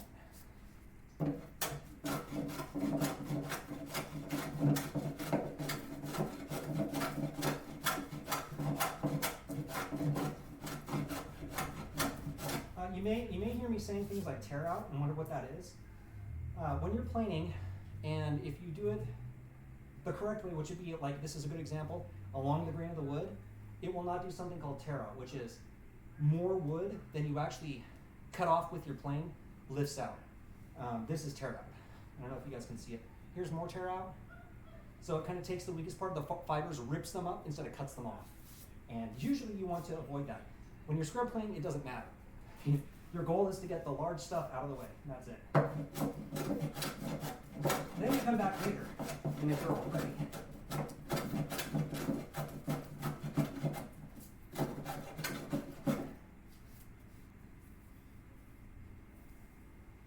Yeah, this one's interesting.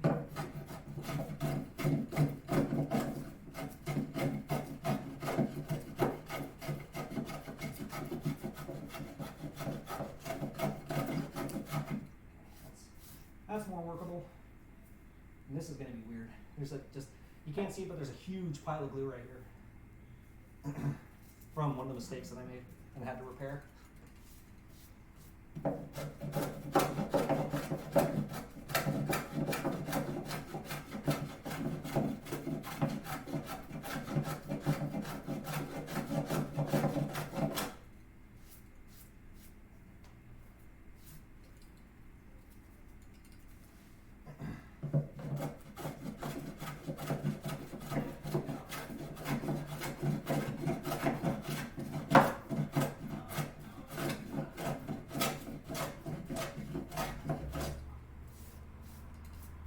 I'm trying to take longer strides now because this board was getting met fine. This one not so much. So I need to make sure I'm really trying to cover all of it.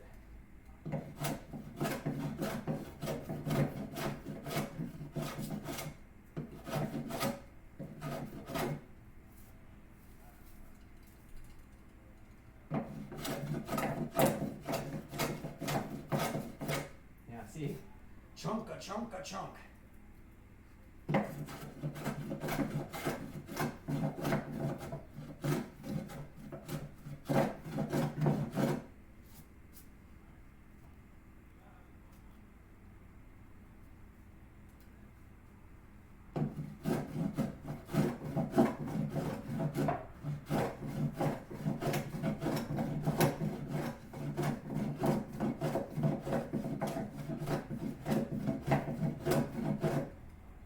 Jammed up again, aren't you? I can feel you. I feel you being jammed. Oh yeah.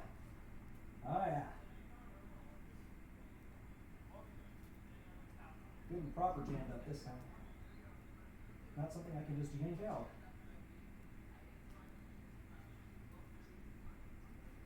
Seriously. Yeah. I'm taking off a whole bunch of material, and this plane is not designed specifically for this purpose, which means the throat, or the mouth is smaller, which I could fix, but I still would like to keep this for possible use as a finishing plane. But also I think that the frog is having a hard time not getting stuff jammed under it. And the frog is the thing that holds the blade to this. Just be adjusting it. Do that now. Please. No, you want to. There you go. Atta kid. Ah, yes. Now we have a nice opened mouth. Where you can gobble up all these shapings.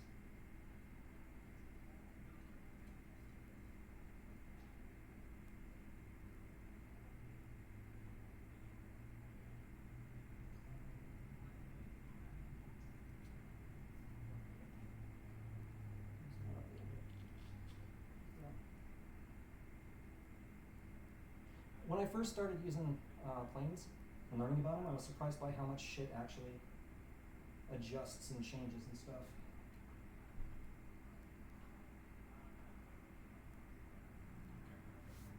What's that for you? That's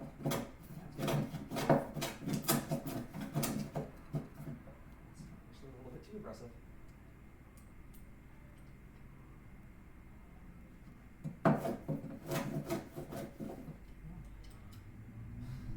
Went too far. There we go.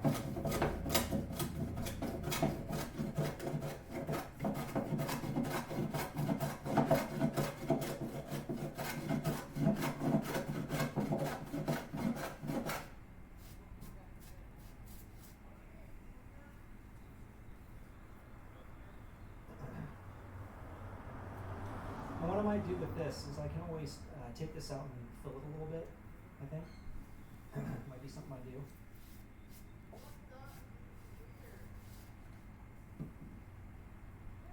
Just feeling for any high spots, and there's some right here.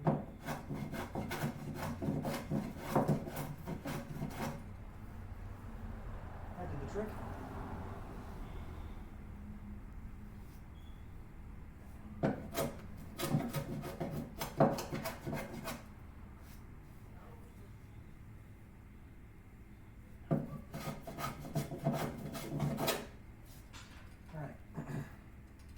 Now, I don't know if you're going to be able to see all this. I'll put it as far back as I can reach. I'm going to do one more pass in this direction, and I'm going to take a break, and then we're going to come back and do the opposite direction, and that will start us getting nice and even.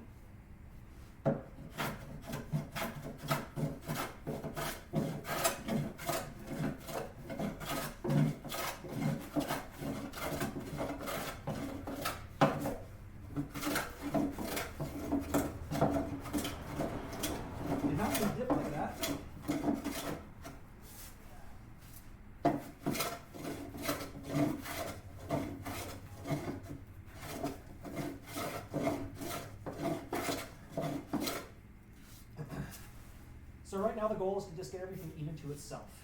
It may be tilted and all sorts of contortions may be present, but it will all be off the same way, basically, is what I'm trying to do. Staying off high spots.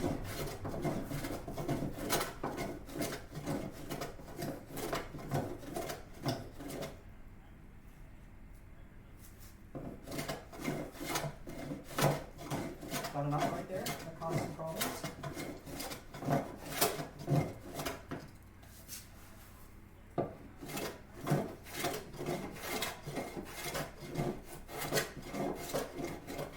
And again, I can kind of feel when things are off. So that's why you might see me spending more time on one area, because I can feel it's off. Like here. Right there. There's a problem.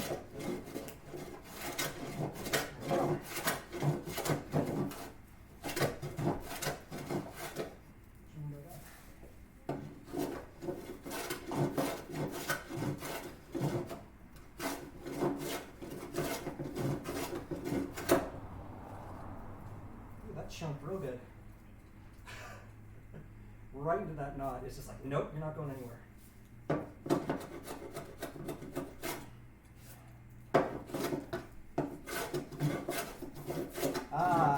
That's the little stinger that's got the set right there. Lift.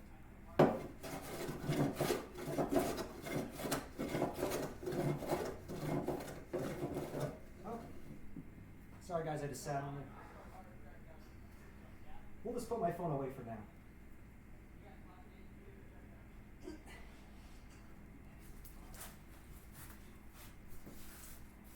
Okay, stop right up there. I'm jammed up again. De-jammed.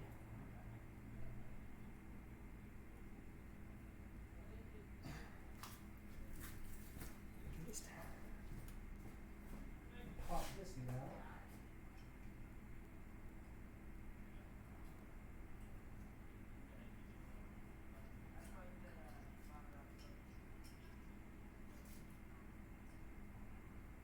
There we go. Be gone. Be gone. Up here.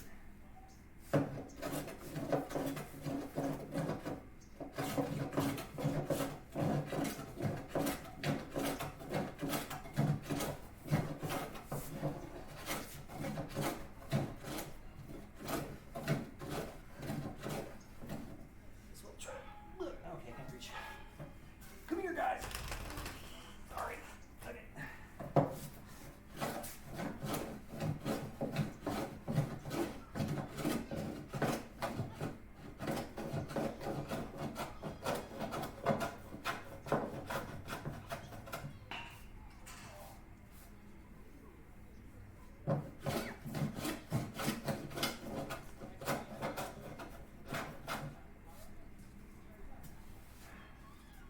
right. Progress, folks. That's feeling so much very better for me than it was when we first started.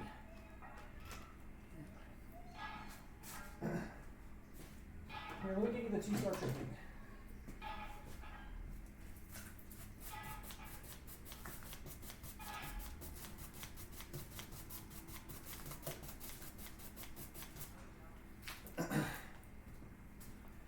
Here you go.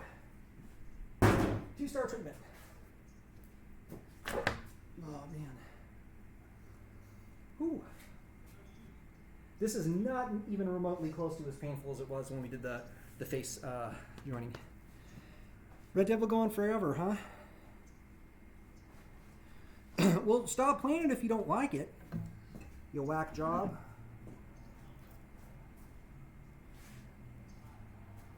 I can tell you, like Valhalla. Let's see, 200% Red Dead 2. I think I put in 200 hours, minus a couple of things I have to do for hunting and fishing. I am at 100%, and it took me, gosh, 170.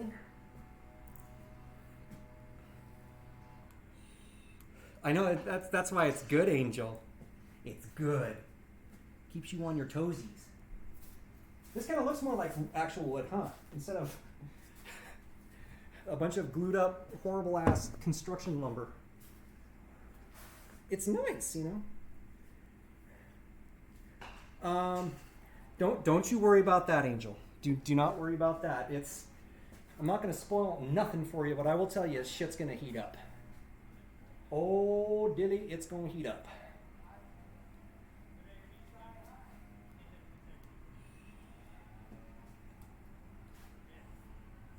What's really interesting about it, and again, I don't want to spoil, so I won't. It's the ending.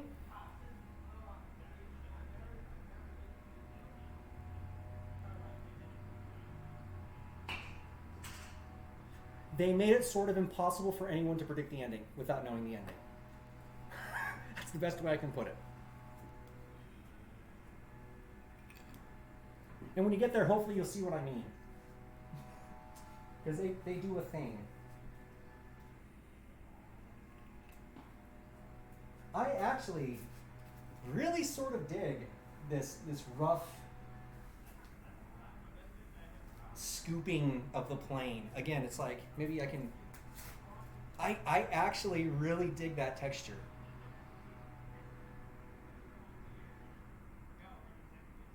I like its like hand-hewn look and feel, and it looks actually like a big saw blade went through here on camera, but there's so many interesting little weird off angles and stuff.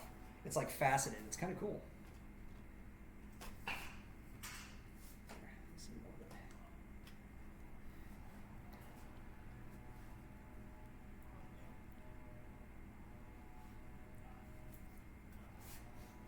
Well, Mike, it is an asshole. Should have totally left him in strawberry. Just gonna say that.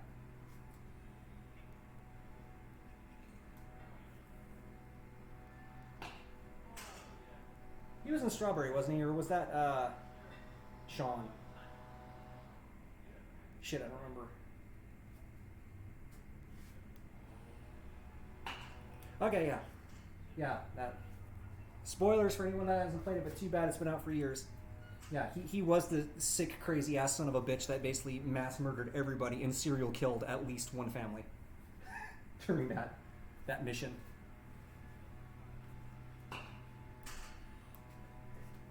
I don't think I brought it up before, but this hole, I didn't actually make this on camera because it required me to do it while it was brewing.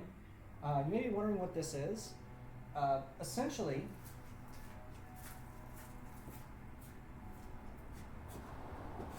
I can't remember what its official title is, but it's a mortise, right? So it's a hole in wood, a square hole in wood. And the idea is you can actually make tools, which I would, that will fit down into here. And this creates like a block. You can do a thing that makes it a clamp. You can do a bunch of stuff with just this hole right here, right? Because it contains all the leverage and holds things down, and it can do all sorts of crazy, awesome goodness. Now I'm going to be putting, wait, let me get closer to the camera. My audio quality on these sucks. I'm sorry. It's just a matter of I have to rely on the camera's microphone. I am going to be putting an end vise on here. So I actually got a bona fide woodworking vise that I'm going to be putting on here, which is going to be pretty sweet. But I'm still going to have good use for this. With that vise also, I'm going to be putting something in called dog holes, which will allow me to put pegs and things in there so I can clamp things flat against this, which will be cool.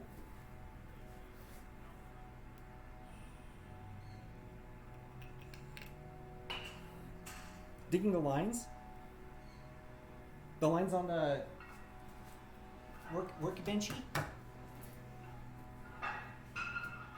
Still got a lot to do on this too. I mean, beyond, I think the underside is just going to be this. I'm just gonna rough plane the underside because it doesn't need to be flat. There's going to be finishing, planing, and sanding and all that shit. Because this does need to be, the lines are cool, but it does need to be flatter than this. It really does. I'd probably be able to get away with it like this pretty well, but there's just, I can see it becoming a problem if it catches like an edge or something. So this is going to have to get taken down. But beyond that, I still have to put 4 legs on it. You have to get all that squared away. I got to truly finish the whole thing. Got to install the end vise. And probably before that, do the finishing on it. Because this needs to have at least like a urethane finish, just so it's going to have some protection from moisture and UV and shit like that. UV is not going to be a big deal, but all the stuff that can make wood misbehave.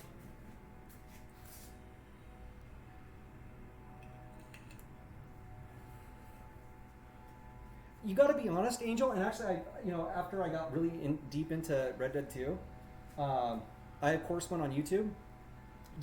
I wanted to see the stuff, like the creation of it and people's reactions and stuff. We talked about this a little bit.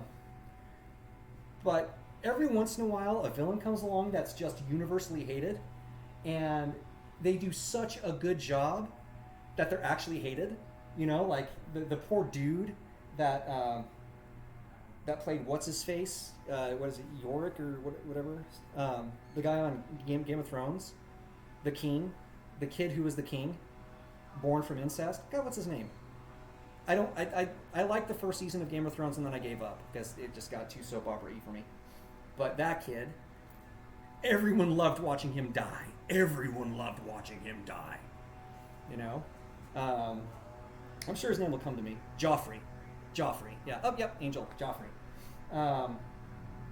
Unfortunately, that apparently eked out into real life. He's like, I was just acting a character. Please stop trying to kill me. I was playing a character. God. I think Micah is one of those.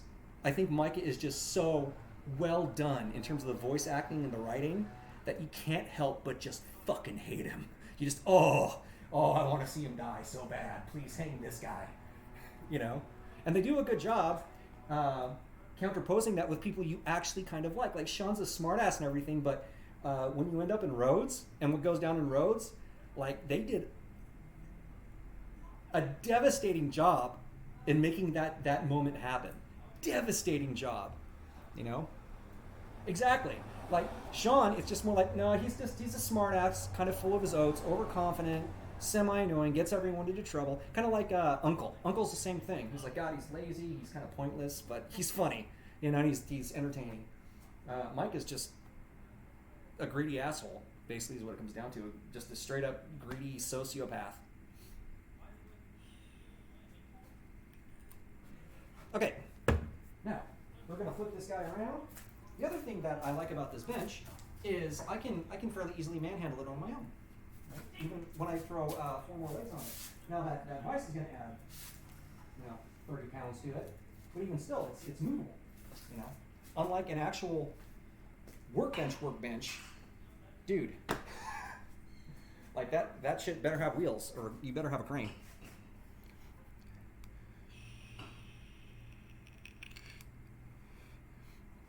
Yeah, Ravens. Hi, by the way. But I agree that they give you a false choice, like you had any saying whether or not you get to let him out of jail, which I think was a weak plot point. They should have built into the story like a way to make it basically impossible, right? You know what I mean? Like, you have to. There's just no way around it. from a narrative standpoint. Yeah, no.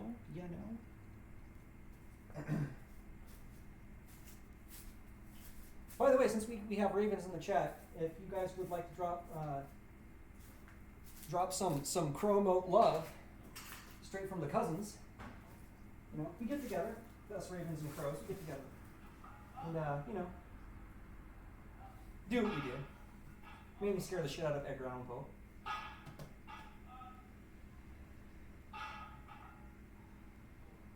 I'm gonna do this. I think I might have to do this.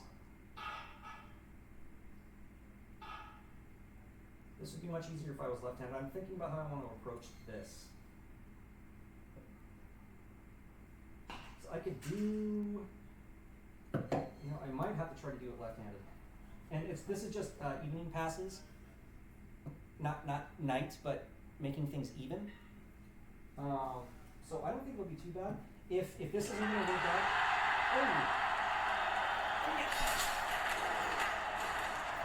Ravens, thank you for the follow. Mucho appreciado. Hey, you're making a workbench too? Right on. Are you making a good old-fashioned, very well-designed, classic, stand on its own big hunk of wood? Unlike my cute little I have no room, so I'm making a low Roman workbench kind of workbench. That should have been ditched a long time ago. Well, that's the thing. That's the thing is, you have to get the sub. I would imagine that the subtext they're trying to build behind the scenes, Angel, is that Dutch used to be a fucking genius about this. He was like the King Arthur, right? He was really good at bringing people together, being very good at pulling stuff off. And it's almost like you can think about him getting a form of Alzheimer's. You know, instead of that, it's just more of a delusion. When he realizes, I would imagine, when he realizes he is losing his abilities and his control, that's when he starts spiraling down, desperately grasping to reclaim that, but he can't. So he's not adapting, unlike Hosea. Hosea is more like, no, you need to adapt. We can't do shit like that anymore because times are changing around us and we are changing, right? So that's why I think Hosea and Dutch are just a really good counterposition to each other, you know? And you're stuck in the middle as Arthur. This is sort of awkward, but I think I can do it.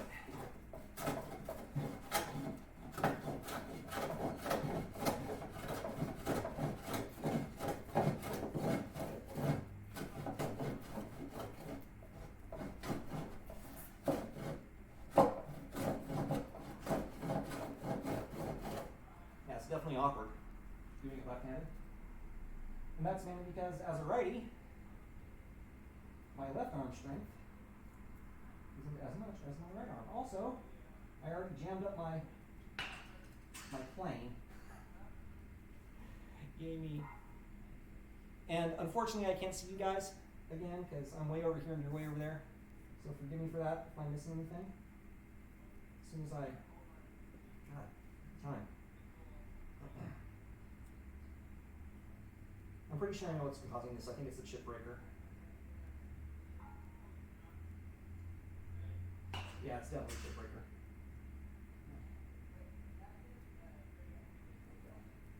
I don't know if there's anything I can do about that with this specific plane.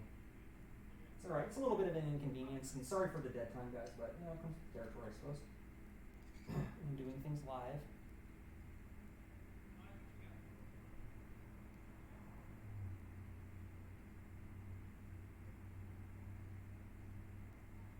See how that goes.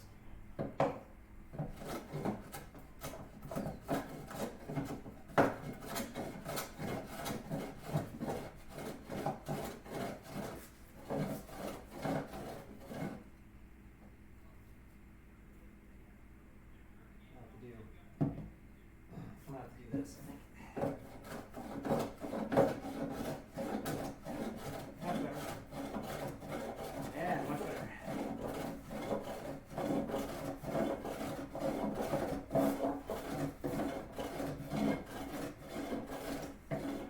Need to shallow up my angle though. Yeah, we're gonna do pull on this one, I think. Jeez, man. This opposite direction is really just jamming my stuff up though. Come on, baby. I want to be doing this all night. As much fun as I'm having. And this is fun, believe it or not. I am enjoying this quite a bit. Not the least because I get to hang out with you guys. TBH. Yep, I'm finding pulling is getting me a better effect than I was getting from pushing. So I'm gonna pull.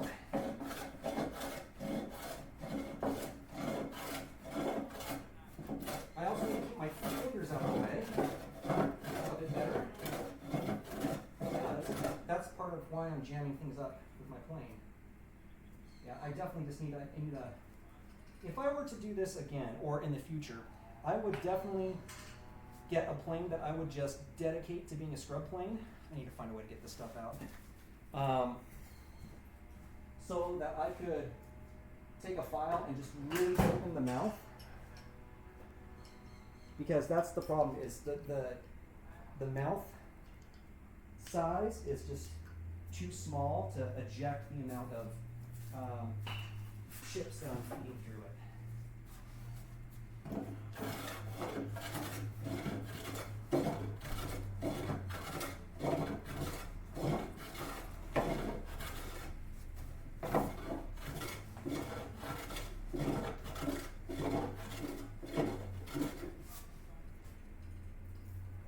That's better. And you can kind of hear it go da da da da da da da da. That's the high spots in the blade. That chapter.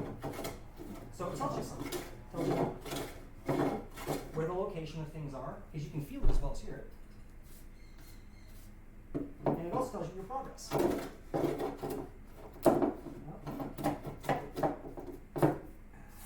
Bad tear out right there.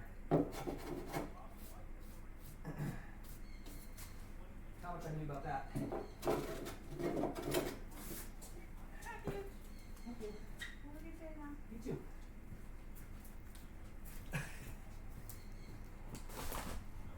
I don't know if you guys knew this, but in my off season, I like to be a distribution center for Amazon.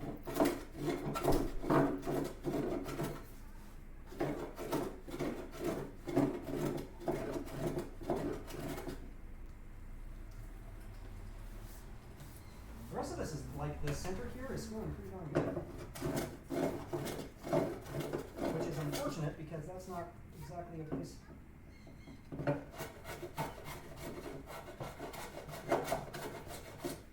that I want to be the flattest. I want that end to be the flattest. That end over there.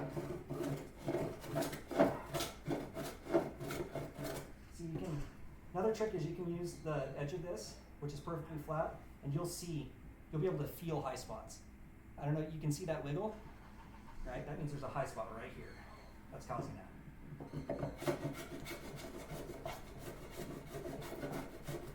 Scrub that away a little bit. Turn on jamming up again, and I am. I'm using a screwdriver to do this. You don't want this thing touching your blade in any way, shape, or form. So I'm putting it way up against the frog, and very gently, just moving the material out of the way while it jams. All right. So in case you're wondering, I'm trying my best to not touch that blade edge. And if I do, it just means I resharpen it. Big deal. You know? If I have to rehone it, I have to rehone it. That's how she goes. Yeah.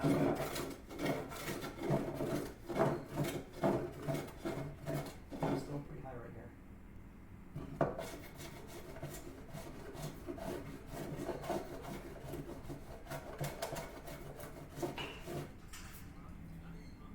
Not taking much actually.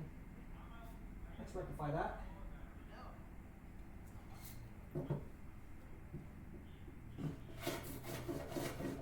There we go. That took some stuff. Better. Yeah.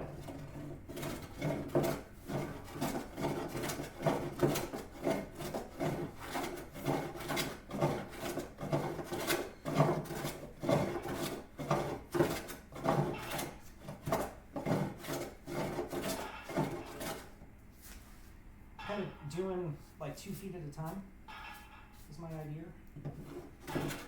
Pretty soon I'll come over and catch up on chat.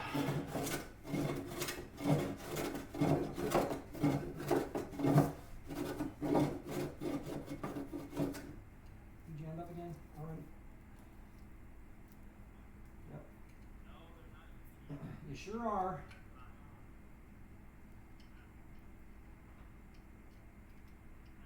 That's a good one.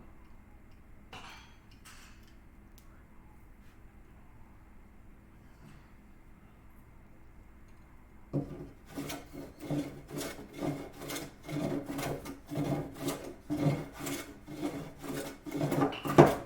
yikes. Flip it.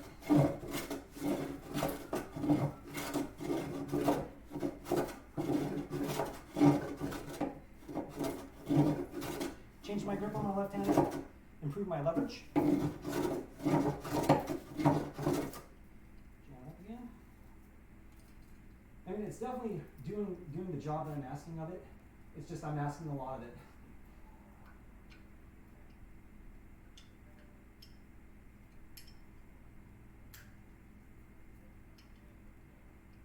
It's like, ow, ow, ow. And you definitely want a nice wide mouth on your scrub plane for this reason. And I did not make a nice wide mouth out of this because I want to use this for other things. However, this could be the argument for me eventually investing in a really nice quality number 4.5 or so, and then just making this my scrub plane period. And then I can just grind this stuff out.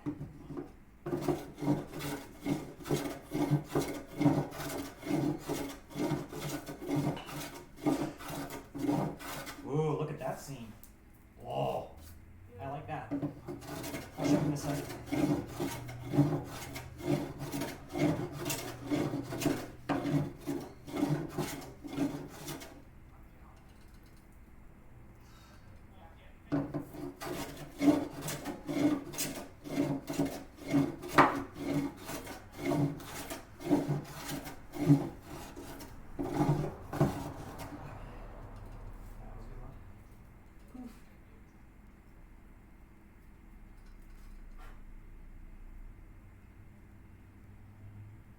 Out. Get out, I say.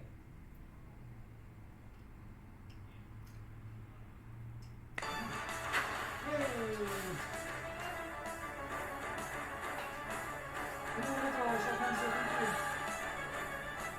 For being a beautiful, wonderful, generous person and supporting my nonsense. Right here.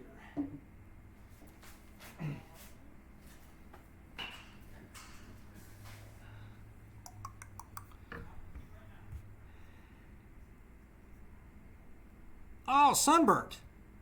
What? It just happened to renew in the last 10 minutes? That's crazy. Well, thank you for 25 months. We have a toddler plus 1 month.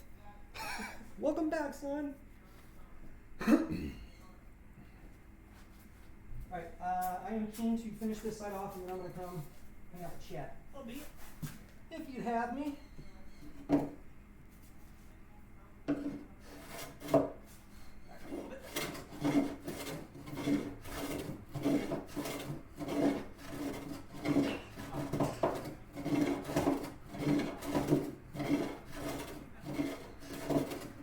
Planes don't typically work this way wonderfully, and there's all sorts of, like, I could have people in this chat that be like, oh my god, why aren't you lifting between each strike? And my take on that is I'm cutting wood, not metal.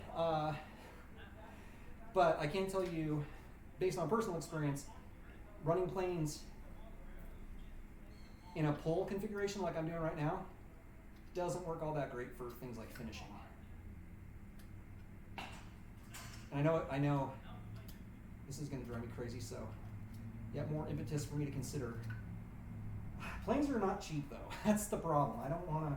I've already invested plenty in my tool making or tool gathering folly.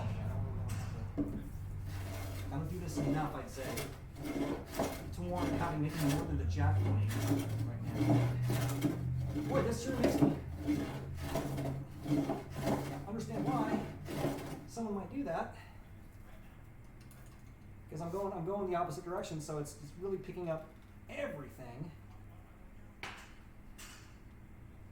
And I can't really back it out. So, sorry guys, unfortunately I think it's going to be this dance for the time being. Ooh, this one's really in there. Again, all that clanging you're hearing, I'm being very careful to not touch the actual blade edge. Just riding it right along top, getting a little push and squeeze. So I'm not touching my blade edge. And again, if this gets dull, which I expect it should, just sharpen it again. That's what you do. Comes with the territory.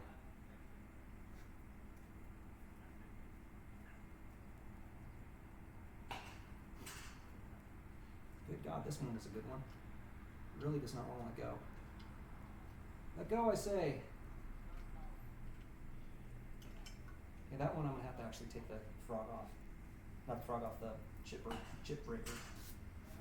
So I won't for the moment.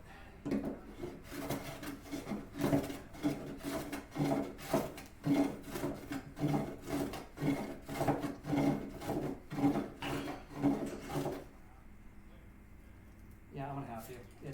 It's performing worse and worse each time I do it, so that says to me something's up.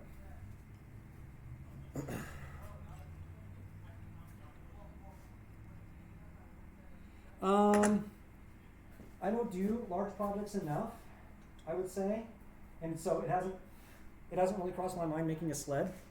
I could. I mean, I got a plunge router and all that stuff.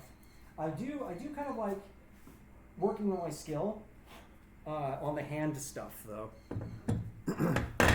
I do want to get better at it, but I could, and I would say like this circumstance right now where I'm just having to clear a chip breaker is temporary. It's a pain in the ass, sure, but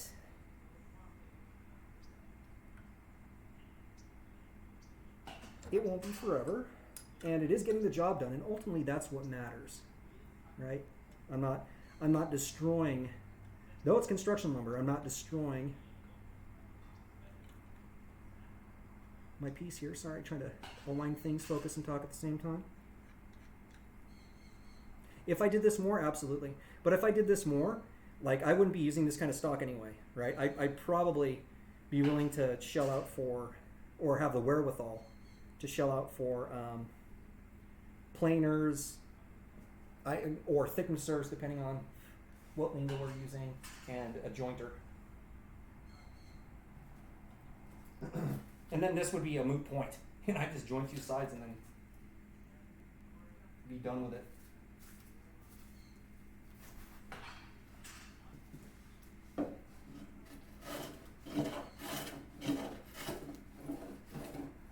Like already you can hear it go, yep. Oh, you know what might help? I didn't actually push it out all the way. There we go.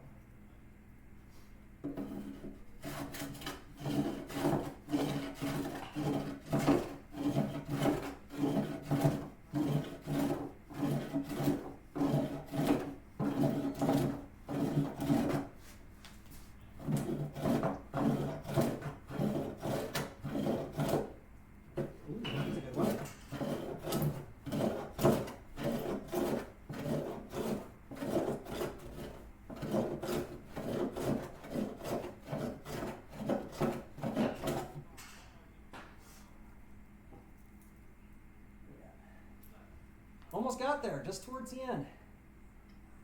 Tell you what though, listen, if someone dropped out of the sky and gave me a jointer and a planer, I wouldn't bitch about that. I wouldn't be opposed. Not a jointer, a joiner, sorry. Don't want my woodworking peeps to be mad at my lingos.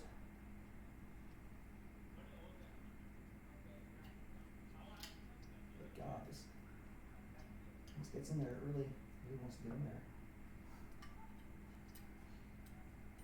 And I think it's misbehaving this badly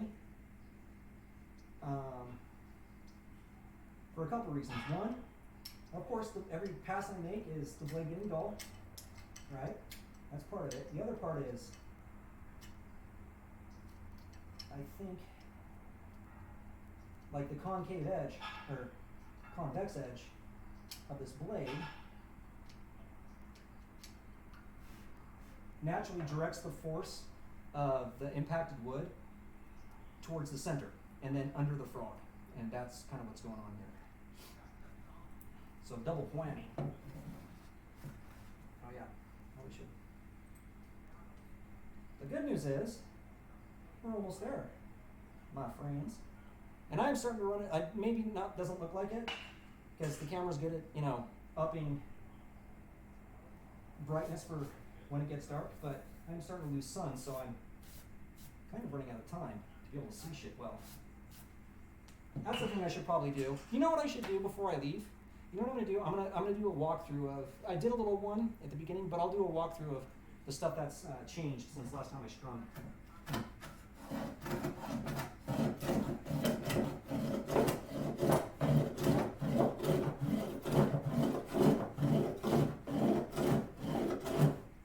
That's feeling much better, actually.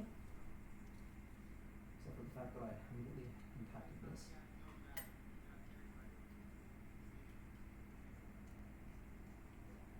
Yeah, so if I were to find something I need to scrub plane in the future on stream, I probably will have done enough where I can justify to myself making this a forever scrub plane.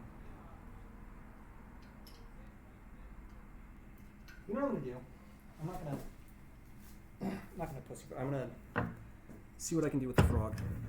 And I have a feeling part of the problem here, or not the frog, God, I keep saying that, the chip breaker. I think the chip breaker I need to sharpen. I think that's part of my problem here. Because it's just allowing too much to go under. And to fix that, you just make that edge as flat as you possibly can. And since this isn't like a top of the line mammer jammer, of course, it's probably not seated as well as I'd like. Sorry, just reassembling all this. Salt. Dogmaster says, gotta go eat dinner, okay. Thank you on the things. Thanks for coming by, Dogmaster. Yeah, use salt because requires it. I'm a huge fan of salt. Who'd have thought?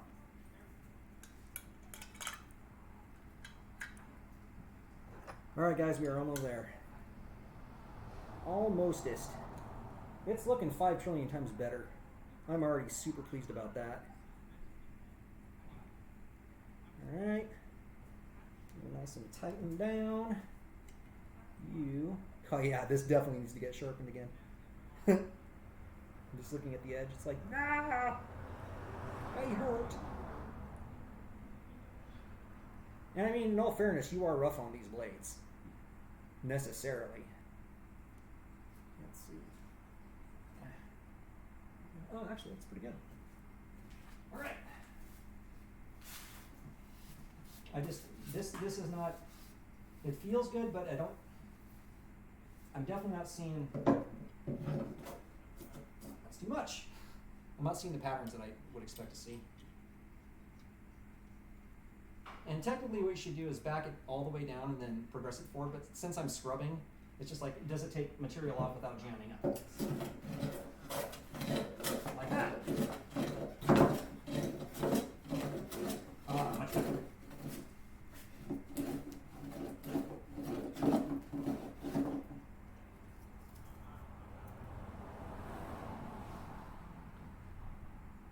Back it off.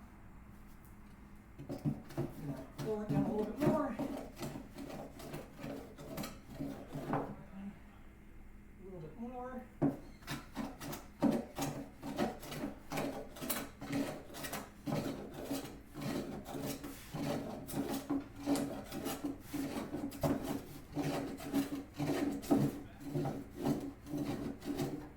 Good. So what I'm doing is I'm just gradually lowering the blade a little bit by a little bit and coming back, because when I was doing that stuff before, it was leaving weird rough patches, and this is letting me gradually take off those high spots and then get down to the place where I want it to be.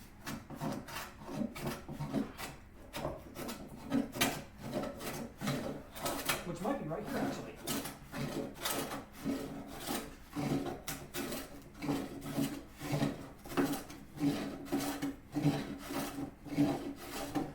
Cool. All right.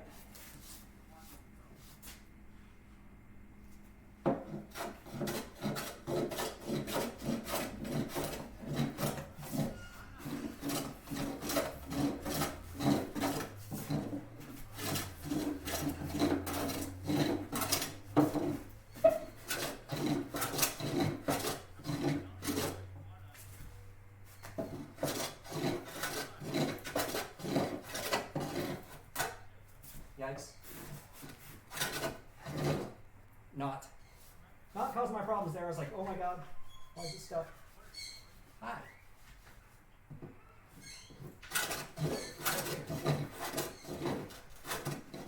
Huh? Oh God, indeed. Okay. Would you like all your packages? Yeah. As soon as I'm at the end of here, I'll bring them all in. Okay.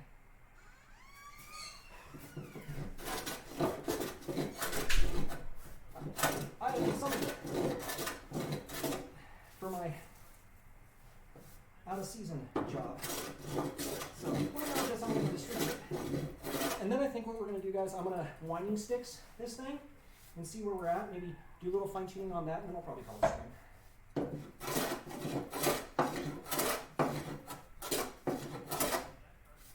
Especially because I'm running out of daylight.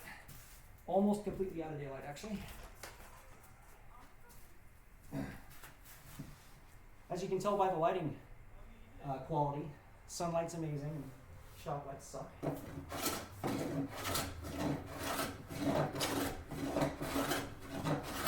Oh, guys. Word of the wise, don't play and move at the same time.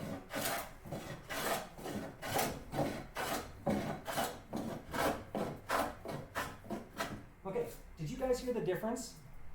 Not just the speed, but the difference in the way it was sounding on that pass? That's because it was hitting more wood. Exactly as I wanted it to. So I'm very happy about that. All right. I'm not going to put on the BRB screen. I'm just going to deliver all these things. I'm trying to get the sawdust off my butt. And I'll be right back. So in the meantime, do some therapy or, something. I don't know. You do you, boo-boo.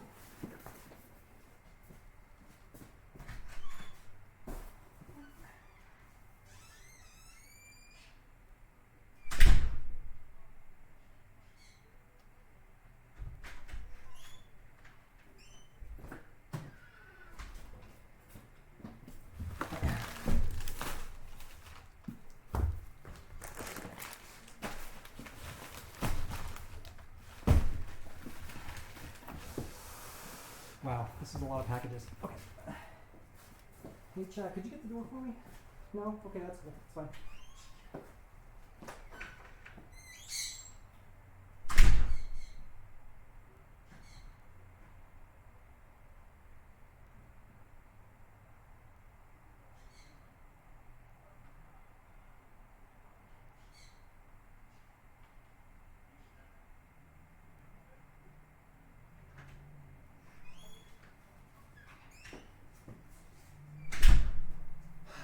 All right. Oh. Mission accomplished. All right, I do need to actually whisk this down since we're going to be using winding sticks. And that can throw things off. I've used winding sticks or these two things once and it worked quite well. So hopefully we'll do the same thing here. I don't want any little particles or something throwing off the progress. So there. Ooh. You feel like tonight is a drinking night? I kind of feel you on that too. It's been a while actually since I had myself a beer. I don't know. I'll think about it. Is tonight a Angel Drinks and Plays Red Dead 2 night?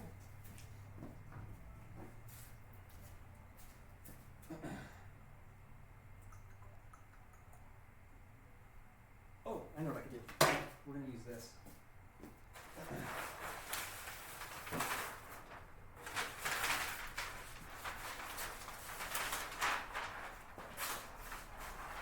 I need a nice background contrast. So I got this butcher paper that I use for finishing, just as a barrier, and it's going to be better than my trash cans here, I think, for contrast. It should be good enough.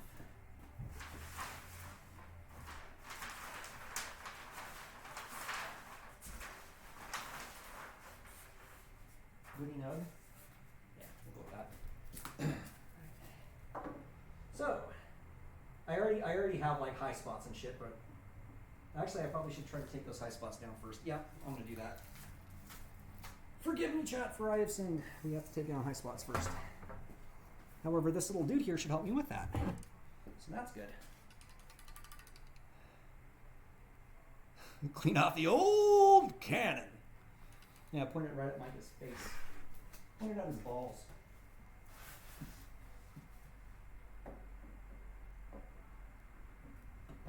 So, little trick, again, is the rocking thing.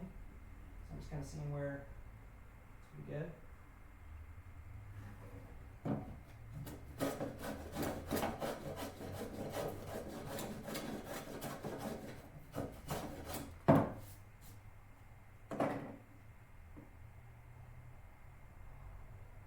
And you can rotate it. If you got a flat, something flat, you rotate it, that will tell you exactly where the high spot is. It's right there.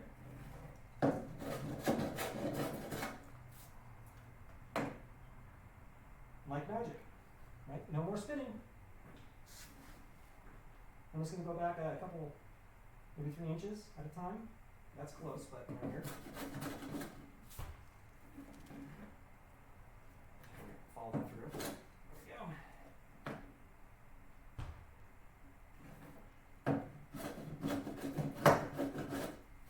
I'm doing sort of the angle and then push straight forward deal here. Okay. Place.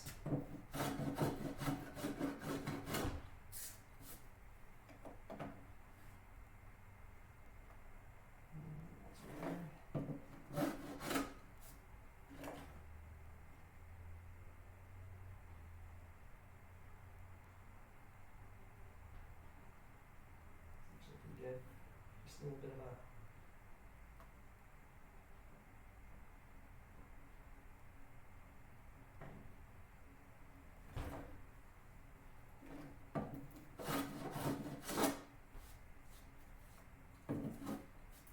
and I am trying to follow through, like pushing it all the way to the edge when I can, because that makes it nice and consistent. Good.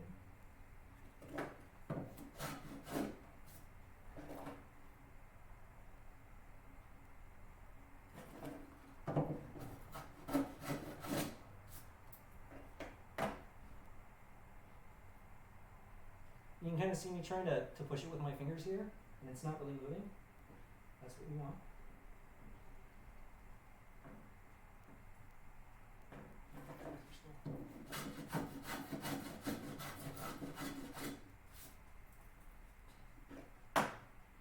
And I don't want to create a valley. That's not my purpose here.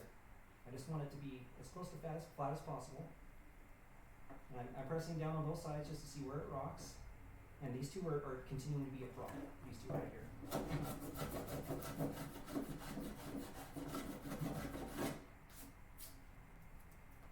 In that specific little spot. That's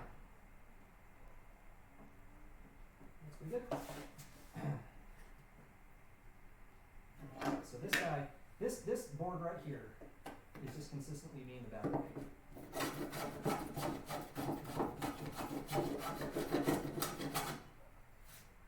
And get preemptive about it.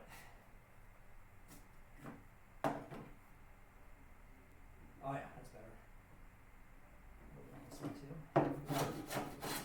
A little bit of that rocking I would imagine is to be expected right here because I got these edges sort of interfering. So I'm not too worried about that. But it's great. Ah, now it's over here.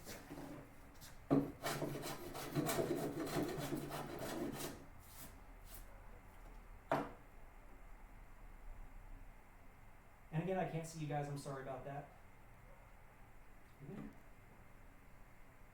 It's one of the reasons I would say that you don't get to see, like if you go to YouTube, you won't see them do the entire project because it's a lot of this. It's a lot of very kind of microscopic work.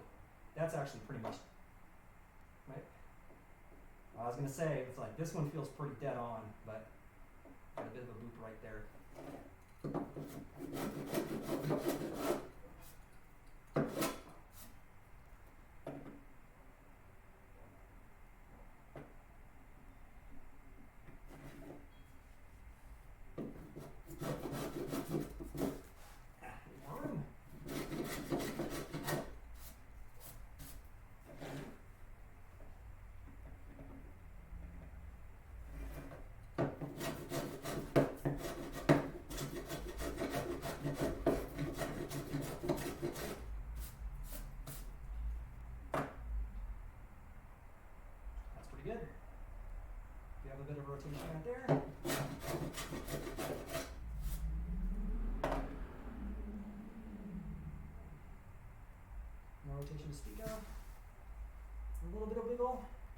like a 16th of an inch, I can live with that, because this isn't the finishing pass.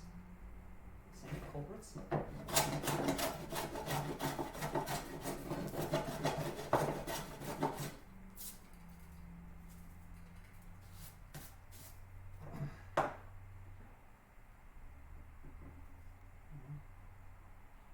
It's slight. It's definitely rocking on here. It's got 2 spots. This one. And over here.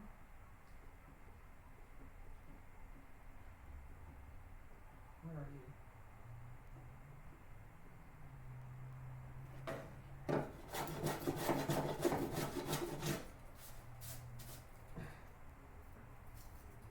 You'll have to focus your chi, and then you will know.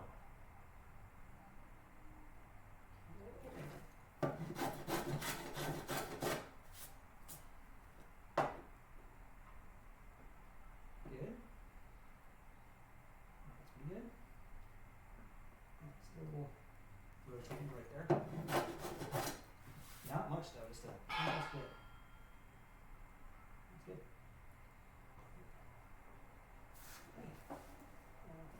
You. Oh yeah. That one's pretty bad.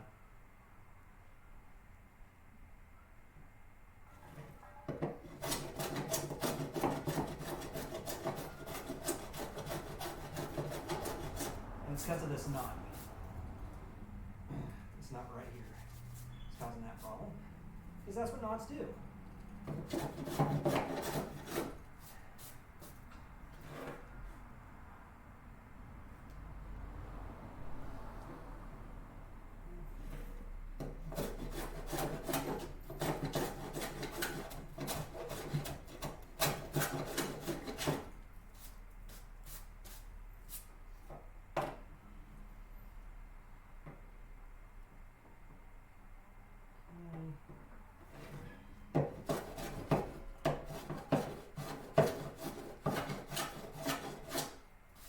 This joint right here, he's being a bit of a dick.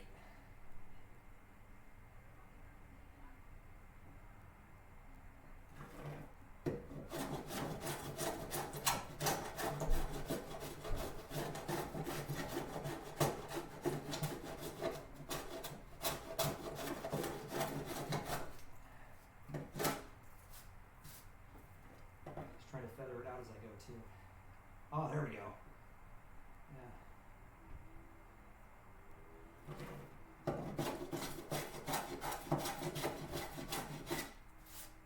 Yeah, pretty much the entirety of this, the center of this, doesn't need to get hollowed out.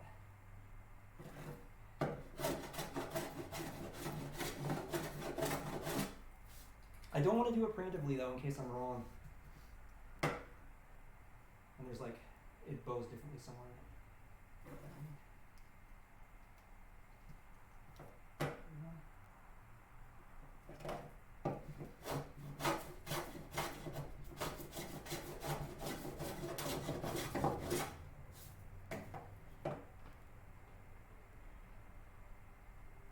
Now we're getting somewhere.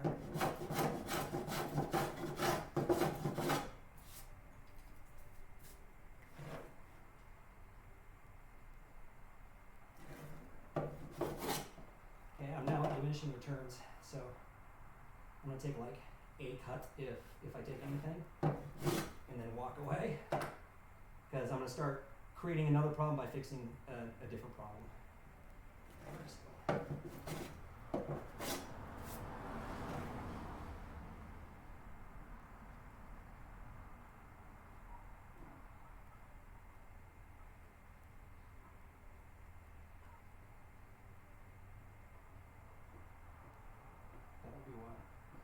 That would be why.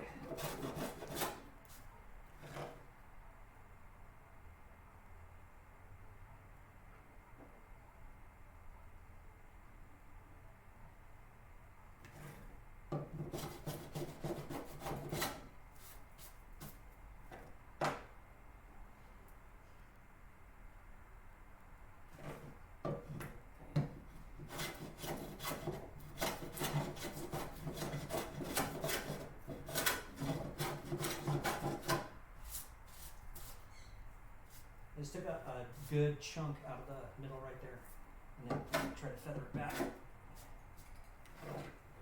This one's being a real dick. Okay, that's pretty good actually. Yeah. Okay. Let me just see how far this goes. All right.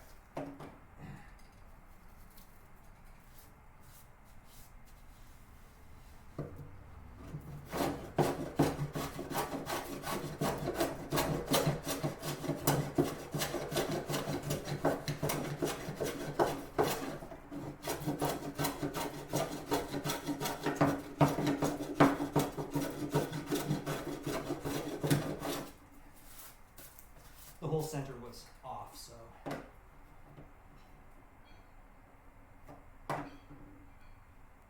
Much better. And then it still continues to be bad. So I'm gonna put you right here. And you guys haven't really been able to see me, I'm sorry. Might as well check on chat while I'm at it. What do we got here? Wait. Angels, trim, and branches. Wait, mayo squirting. Ooh, hot. Slight wave resulting in a catastrophic failure. All the wood ripples and bang, falls apart. Yeah, that would be great.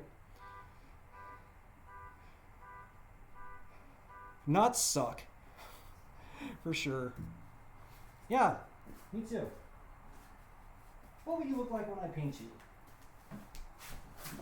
I'm sitting where I stopped. So now I'm just going to go basically all the way down the center here because actually I should probably double check that. Okay, it actually seems to get better right there. Sucks right there. Sucks right there. Yeah, sucks all the way down between these two boards. These two boards are my offender.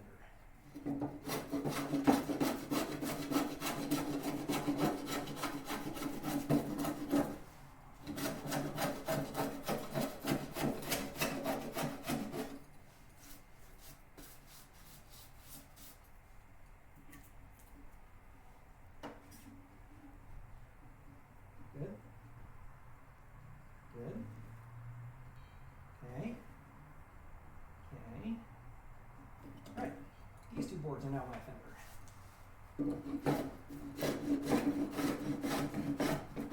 I'm not going to be as aggressive though on those two, otherwise I'm going to just recreate the problem I just solved. This is super high because there's a knot. Okay. Better. Better. Okay, cool. Oops. There goes my straight edge. Ugh. Okay, center. The center now. Is it on?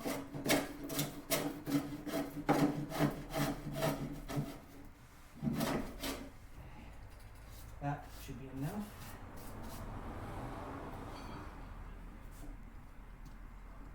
But I can now try to finesse this a little bit. Alright. Where's my...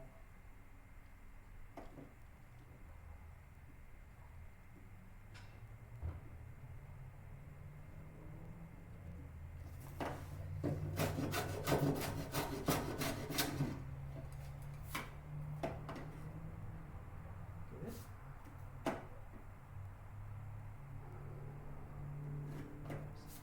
Dunk on it.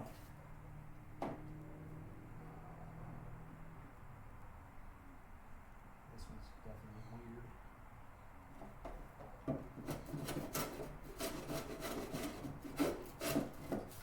Aggressive on that side.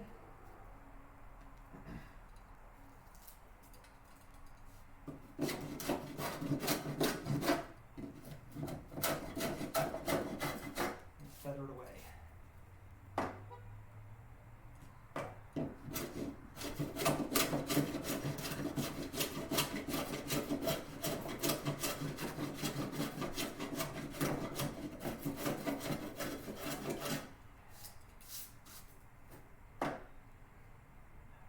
There it is.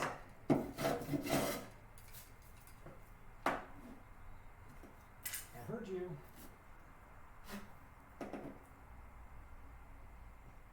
Ah, mucho better. Okay, we're almost there, guys.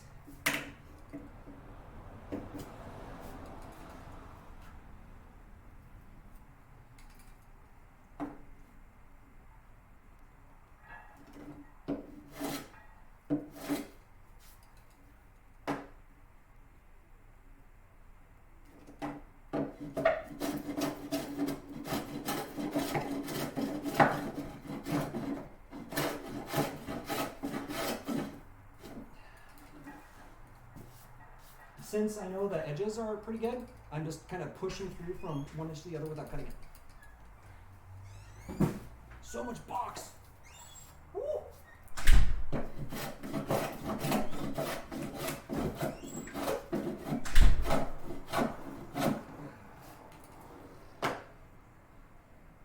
My theory is proving to be correct.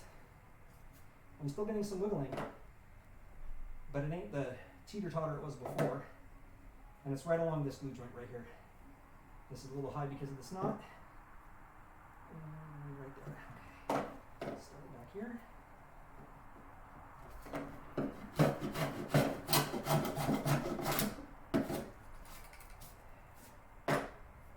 Oh yeah, baby. And I'm not looking for a perfect flatness. You know, it's like I have the lever right here, so it's gonna figure out where the fulcrum wants to be. For right now, all I want to know is I'm feeling back here, like it's not floating when I do that, like that. That's kind of floaty, probably because of the glue, I would say. I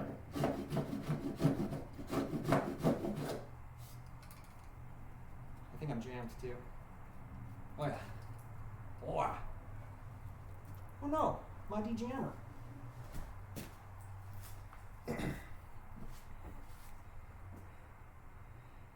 It can. It can go on forever.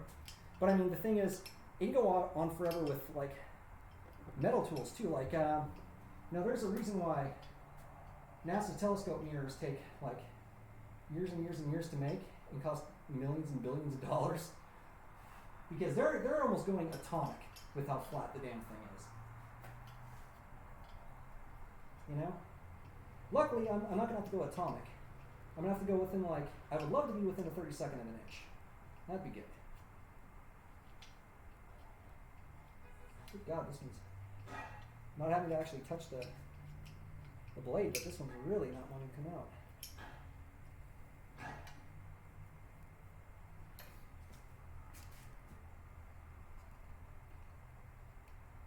Oh, come on. Come on, you know you want to.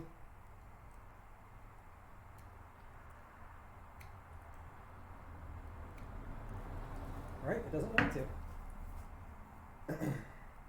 So what I'm doing right now, basically, as I understand it, is more of a, like, a middle refinement of the surface. And this is not something I'll have to do on the other side. The other side's just going to get rough planed, so it's generally flat, because I'm not going to be putting anything on there that's going to require that it's, you know, perfectly flat. Or not perfectly, remotely flat. I wish perfectly. What? Electron microscope sculpting? Yeah, dude. I'm surprised there's not more YouTube stuff like that. That seems like it'd be pretty cool. I haven't even gotten to the winding stick part yet.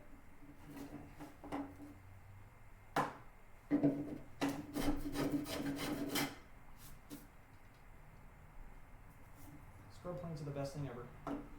Confirmed.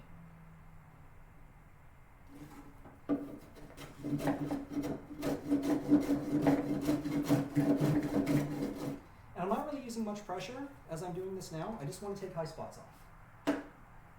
When there's a lot of high spots, you see a lot of wood chips going flying everywhere. That's good. Yikes. That's not. Okay. This one I'm going to have to get aggressive on.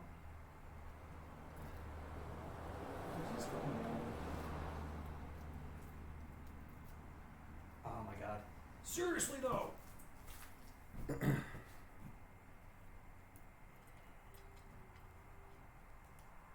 Man, this is gonna be so fun to watch on YouTube. Half of it's like nothing. Whatever. Because that's how she goes in the city. That is woodworking. Make a cut. Sharpen the knife. Make a cut. Sharpen the knife. Make a cut. Sharpen the knife.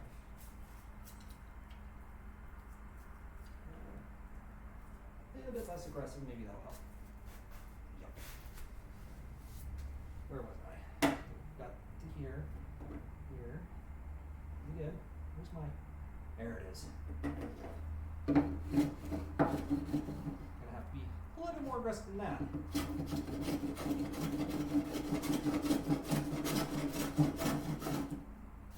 That did something. Yeah. I got it.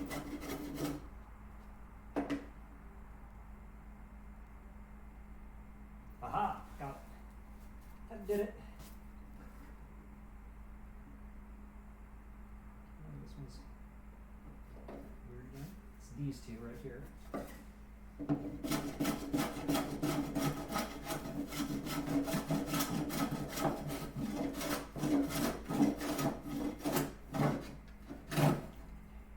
And you may notice like I'm doing small and then a little bit longer, then a little bit longer. That tapers everything away from itself, or away from the first cut.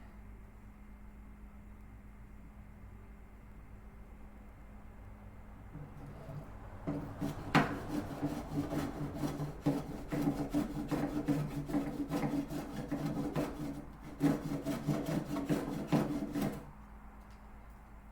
jammed up again, aren't you? No, I keep forgetting to bring my screwdriver over. Huh? They only let you do it once. It's like the magnum of woodwork, yeah, dude.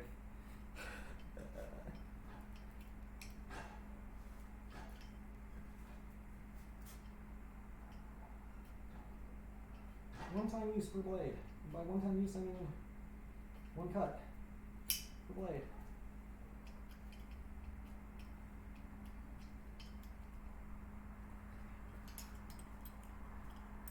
So this would absolutely not be a problem if I was able to get the blade down but still have a huge opening for the wood to go through. But I don't, and that's why we're having this issue all the time. It's a pretty good taper joke, you know? Not bad. I give it, you know, I don't know, 7. It's pretty good.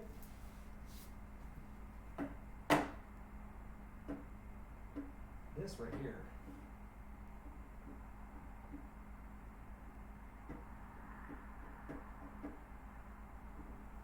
It's this guy right here. It's these two right here causing the problems. These two right here.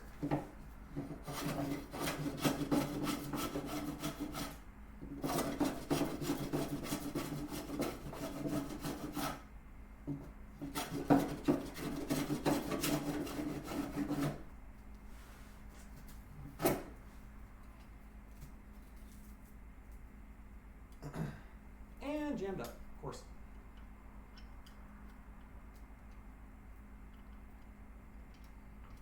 So like if I cannot get it out while keeping the blade of this screwdriver at the top of the mount, then I back it off and try not to touch, you know, so I'm avoiding touching the actual blade itself. I can sometimes sneak in here. Give it a, yeah, there we go. Pop out too.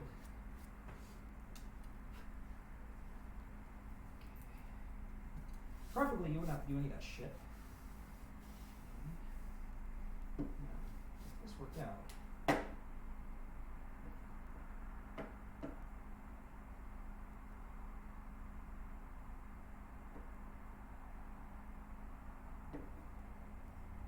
can see this thing still is so high in the center.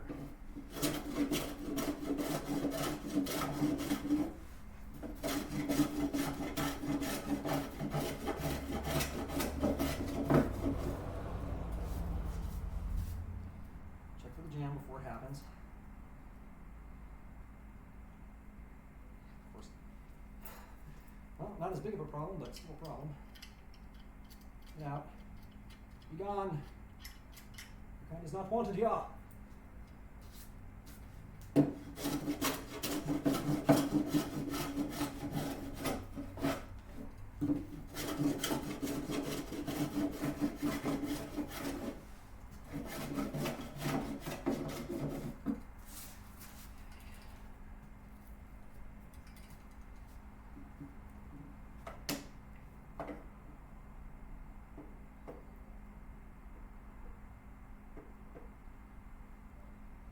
That's like,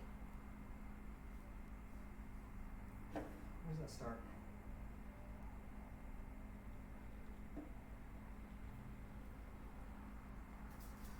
That would be a thing.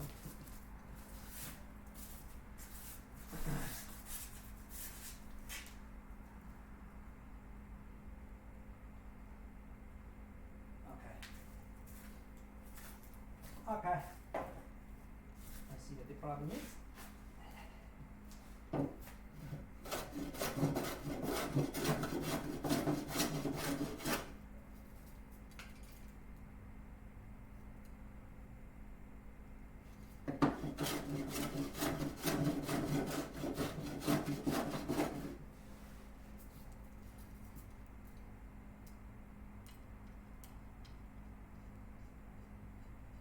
Unfortunately, I have no way to rectify this clearing problem.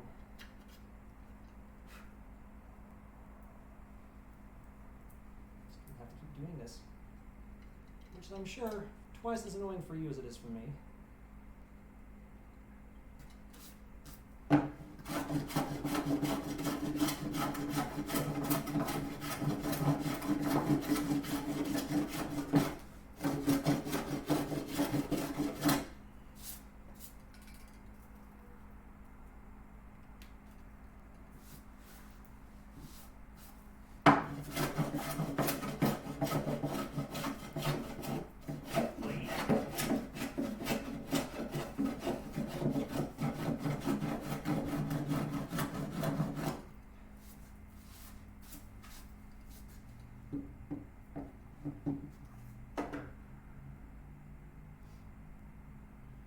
It's much better.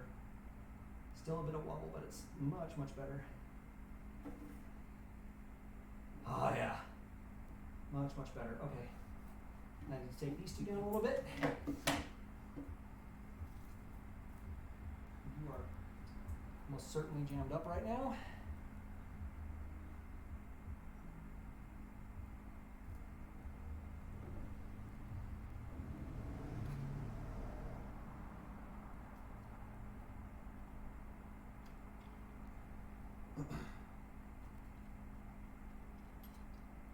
I'm tired of loosening you, I'm tightening you, loosening you, and tightening you.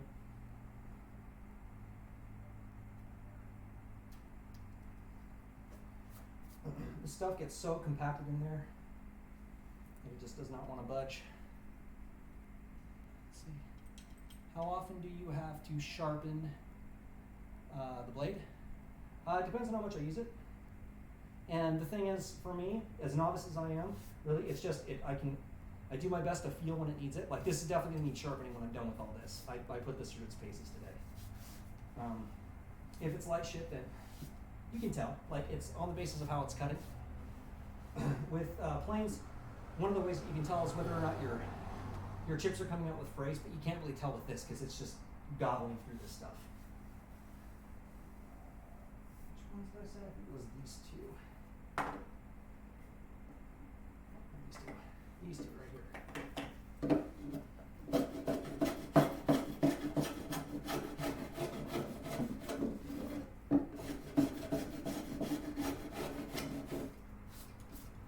Right down the middle.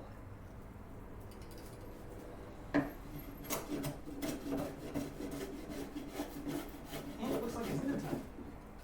So I think right about here is where I'm gonna have to call it. So I can go eat dinner with my beautiful bread.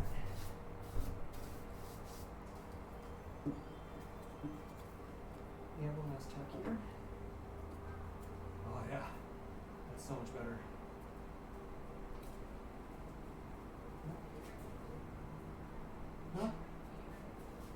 hold up.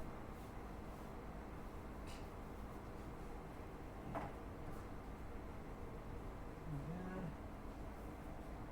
There's a couple places I might come out here later and fine tune. It's really not bad, it's just these two. So, to take care of that, what I'm going to do is feather this out. A wee bit.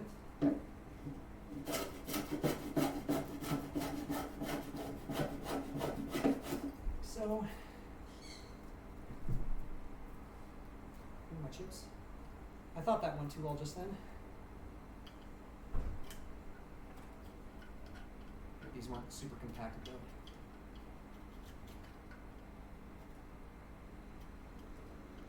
Except for that one, which I'm just going to leave. Alright, now let me feather out the centers here. I'm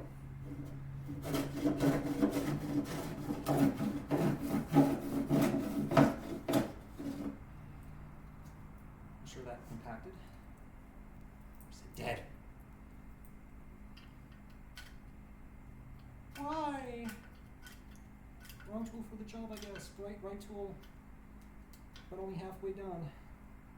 I halfway the tool. I just have one more pass on this. Oh! Holy schmolies. Colette, hi! Thank you for continuing your association with the murder. How's Colette? How's 12 days? You know, like, I have been stuck in Assassin's Creed and just basically, you know, kind of taking a break from internet stuff in general. So I haven't seen you guys in a while, which I did miss you. But, that being said, Colette, how is 12 days going? Is it, now's the season, is it not? Oh God. Penguin gun.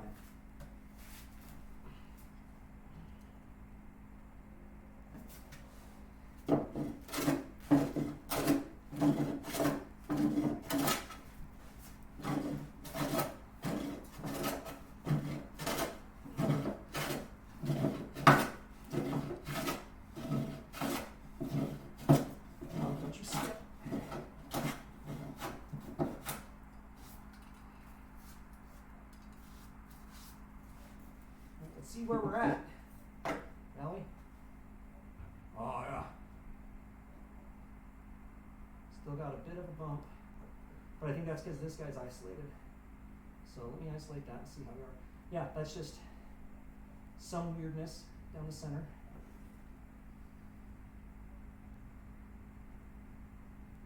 On the edges.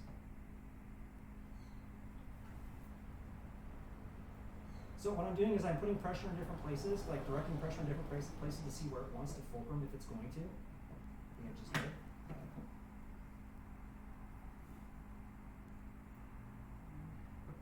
Edge is good. So it's just right here. And that's because of this border right here. There's sort of a weird chunk right here. So if I put it right here. Yeah, see? It's just a weird chunk in one spot. I might have to come back out here and work a little bit more on the center, get it down.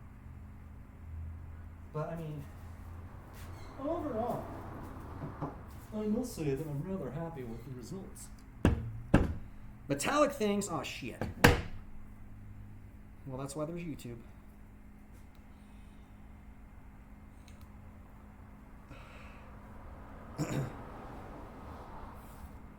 About education during Witcher? Oh yeah. Really? How dare we? Now they're gonna have all these student loans and we're gonna get blamed, Angel. Feels bad, man. Alright, I definitely wanna I need to shut down stream so I can go eat with my girl. But here's kind of a close up. You know what which one I like the best? I like this one. Cause look at that. I got one joint really well done.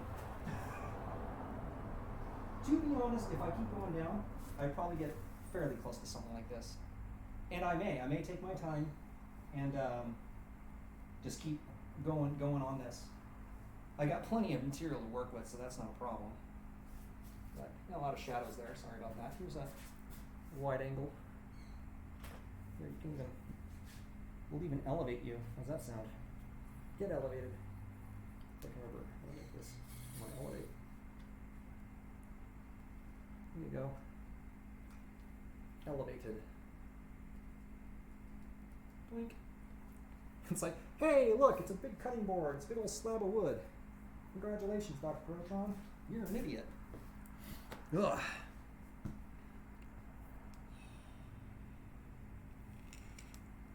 They're happy they did it. That's awesome. I'm glad. I'm freaking glad. You know, I hope it works out because it's not all. It's certainly not puppies and kittens.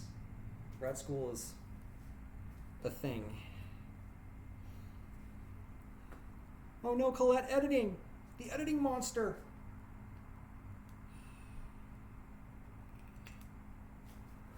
Alright, I need to go eat. I need to go eat. Must spend time with wife. Important thing to do.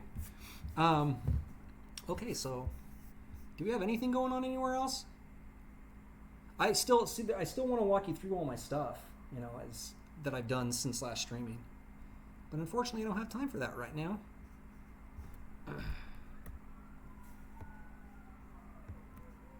But I'm not done with this by any stretch.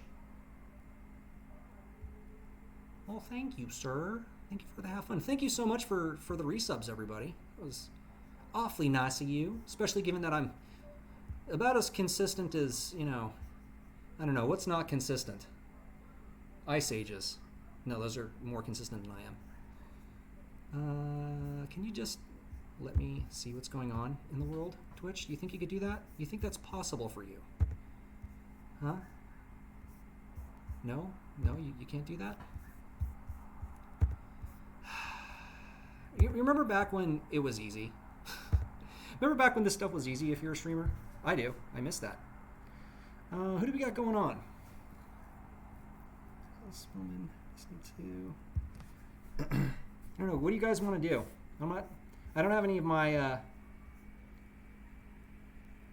don't have any people that I'm aware of who do buildy stuff on. Anyone gonna stream right now? Yeah, back when things didn't break all the time. I want to drink too. I think I might do that tonight. And if anybody's, you know, doing something tonight, I might hang out and, you know, disturb your chat. 'Cause that's what I do. Sorry, I'm cleaning my camera. All right, well, I am not seeing anybody to throw the love to. And Colette, you know, I got to be honest, I feel you. I absolutely feel you in terms of rating on like a nail art thing as opposed to a video game thing. I can't explain it, guys, but there's something different about it. I don't, there's something more difficult, right? I think it's just because it ends up being so specific about what you're trying to do and so on. I have a hard time explaining it, but I can tell basically by looking at thumbnails and dropping in for a few seconds, like, oh, this is gonna be a cool video game stream. But when it comes to the makers and stuff, like, I don't know if you guys are gonna like it or not, so I give up trying. I think what I'm gonna do, guys, I'm just gonna straight up call it. So please, you know, go to a channel of your choice that you'd like to support. Thank you guys so much for the support.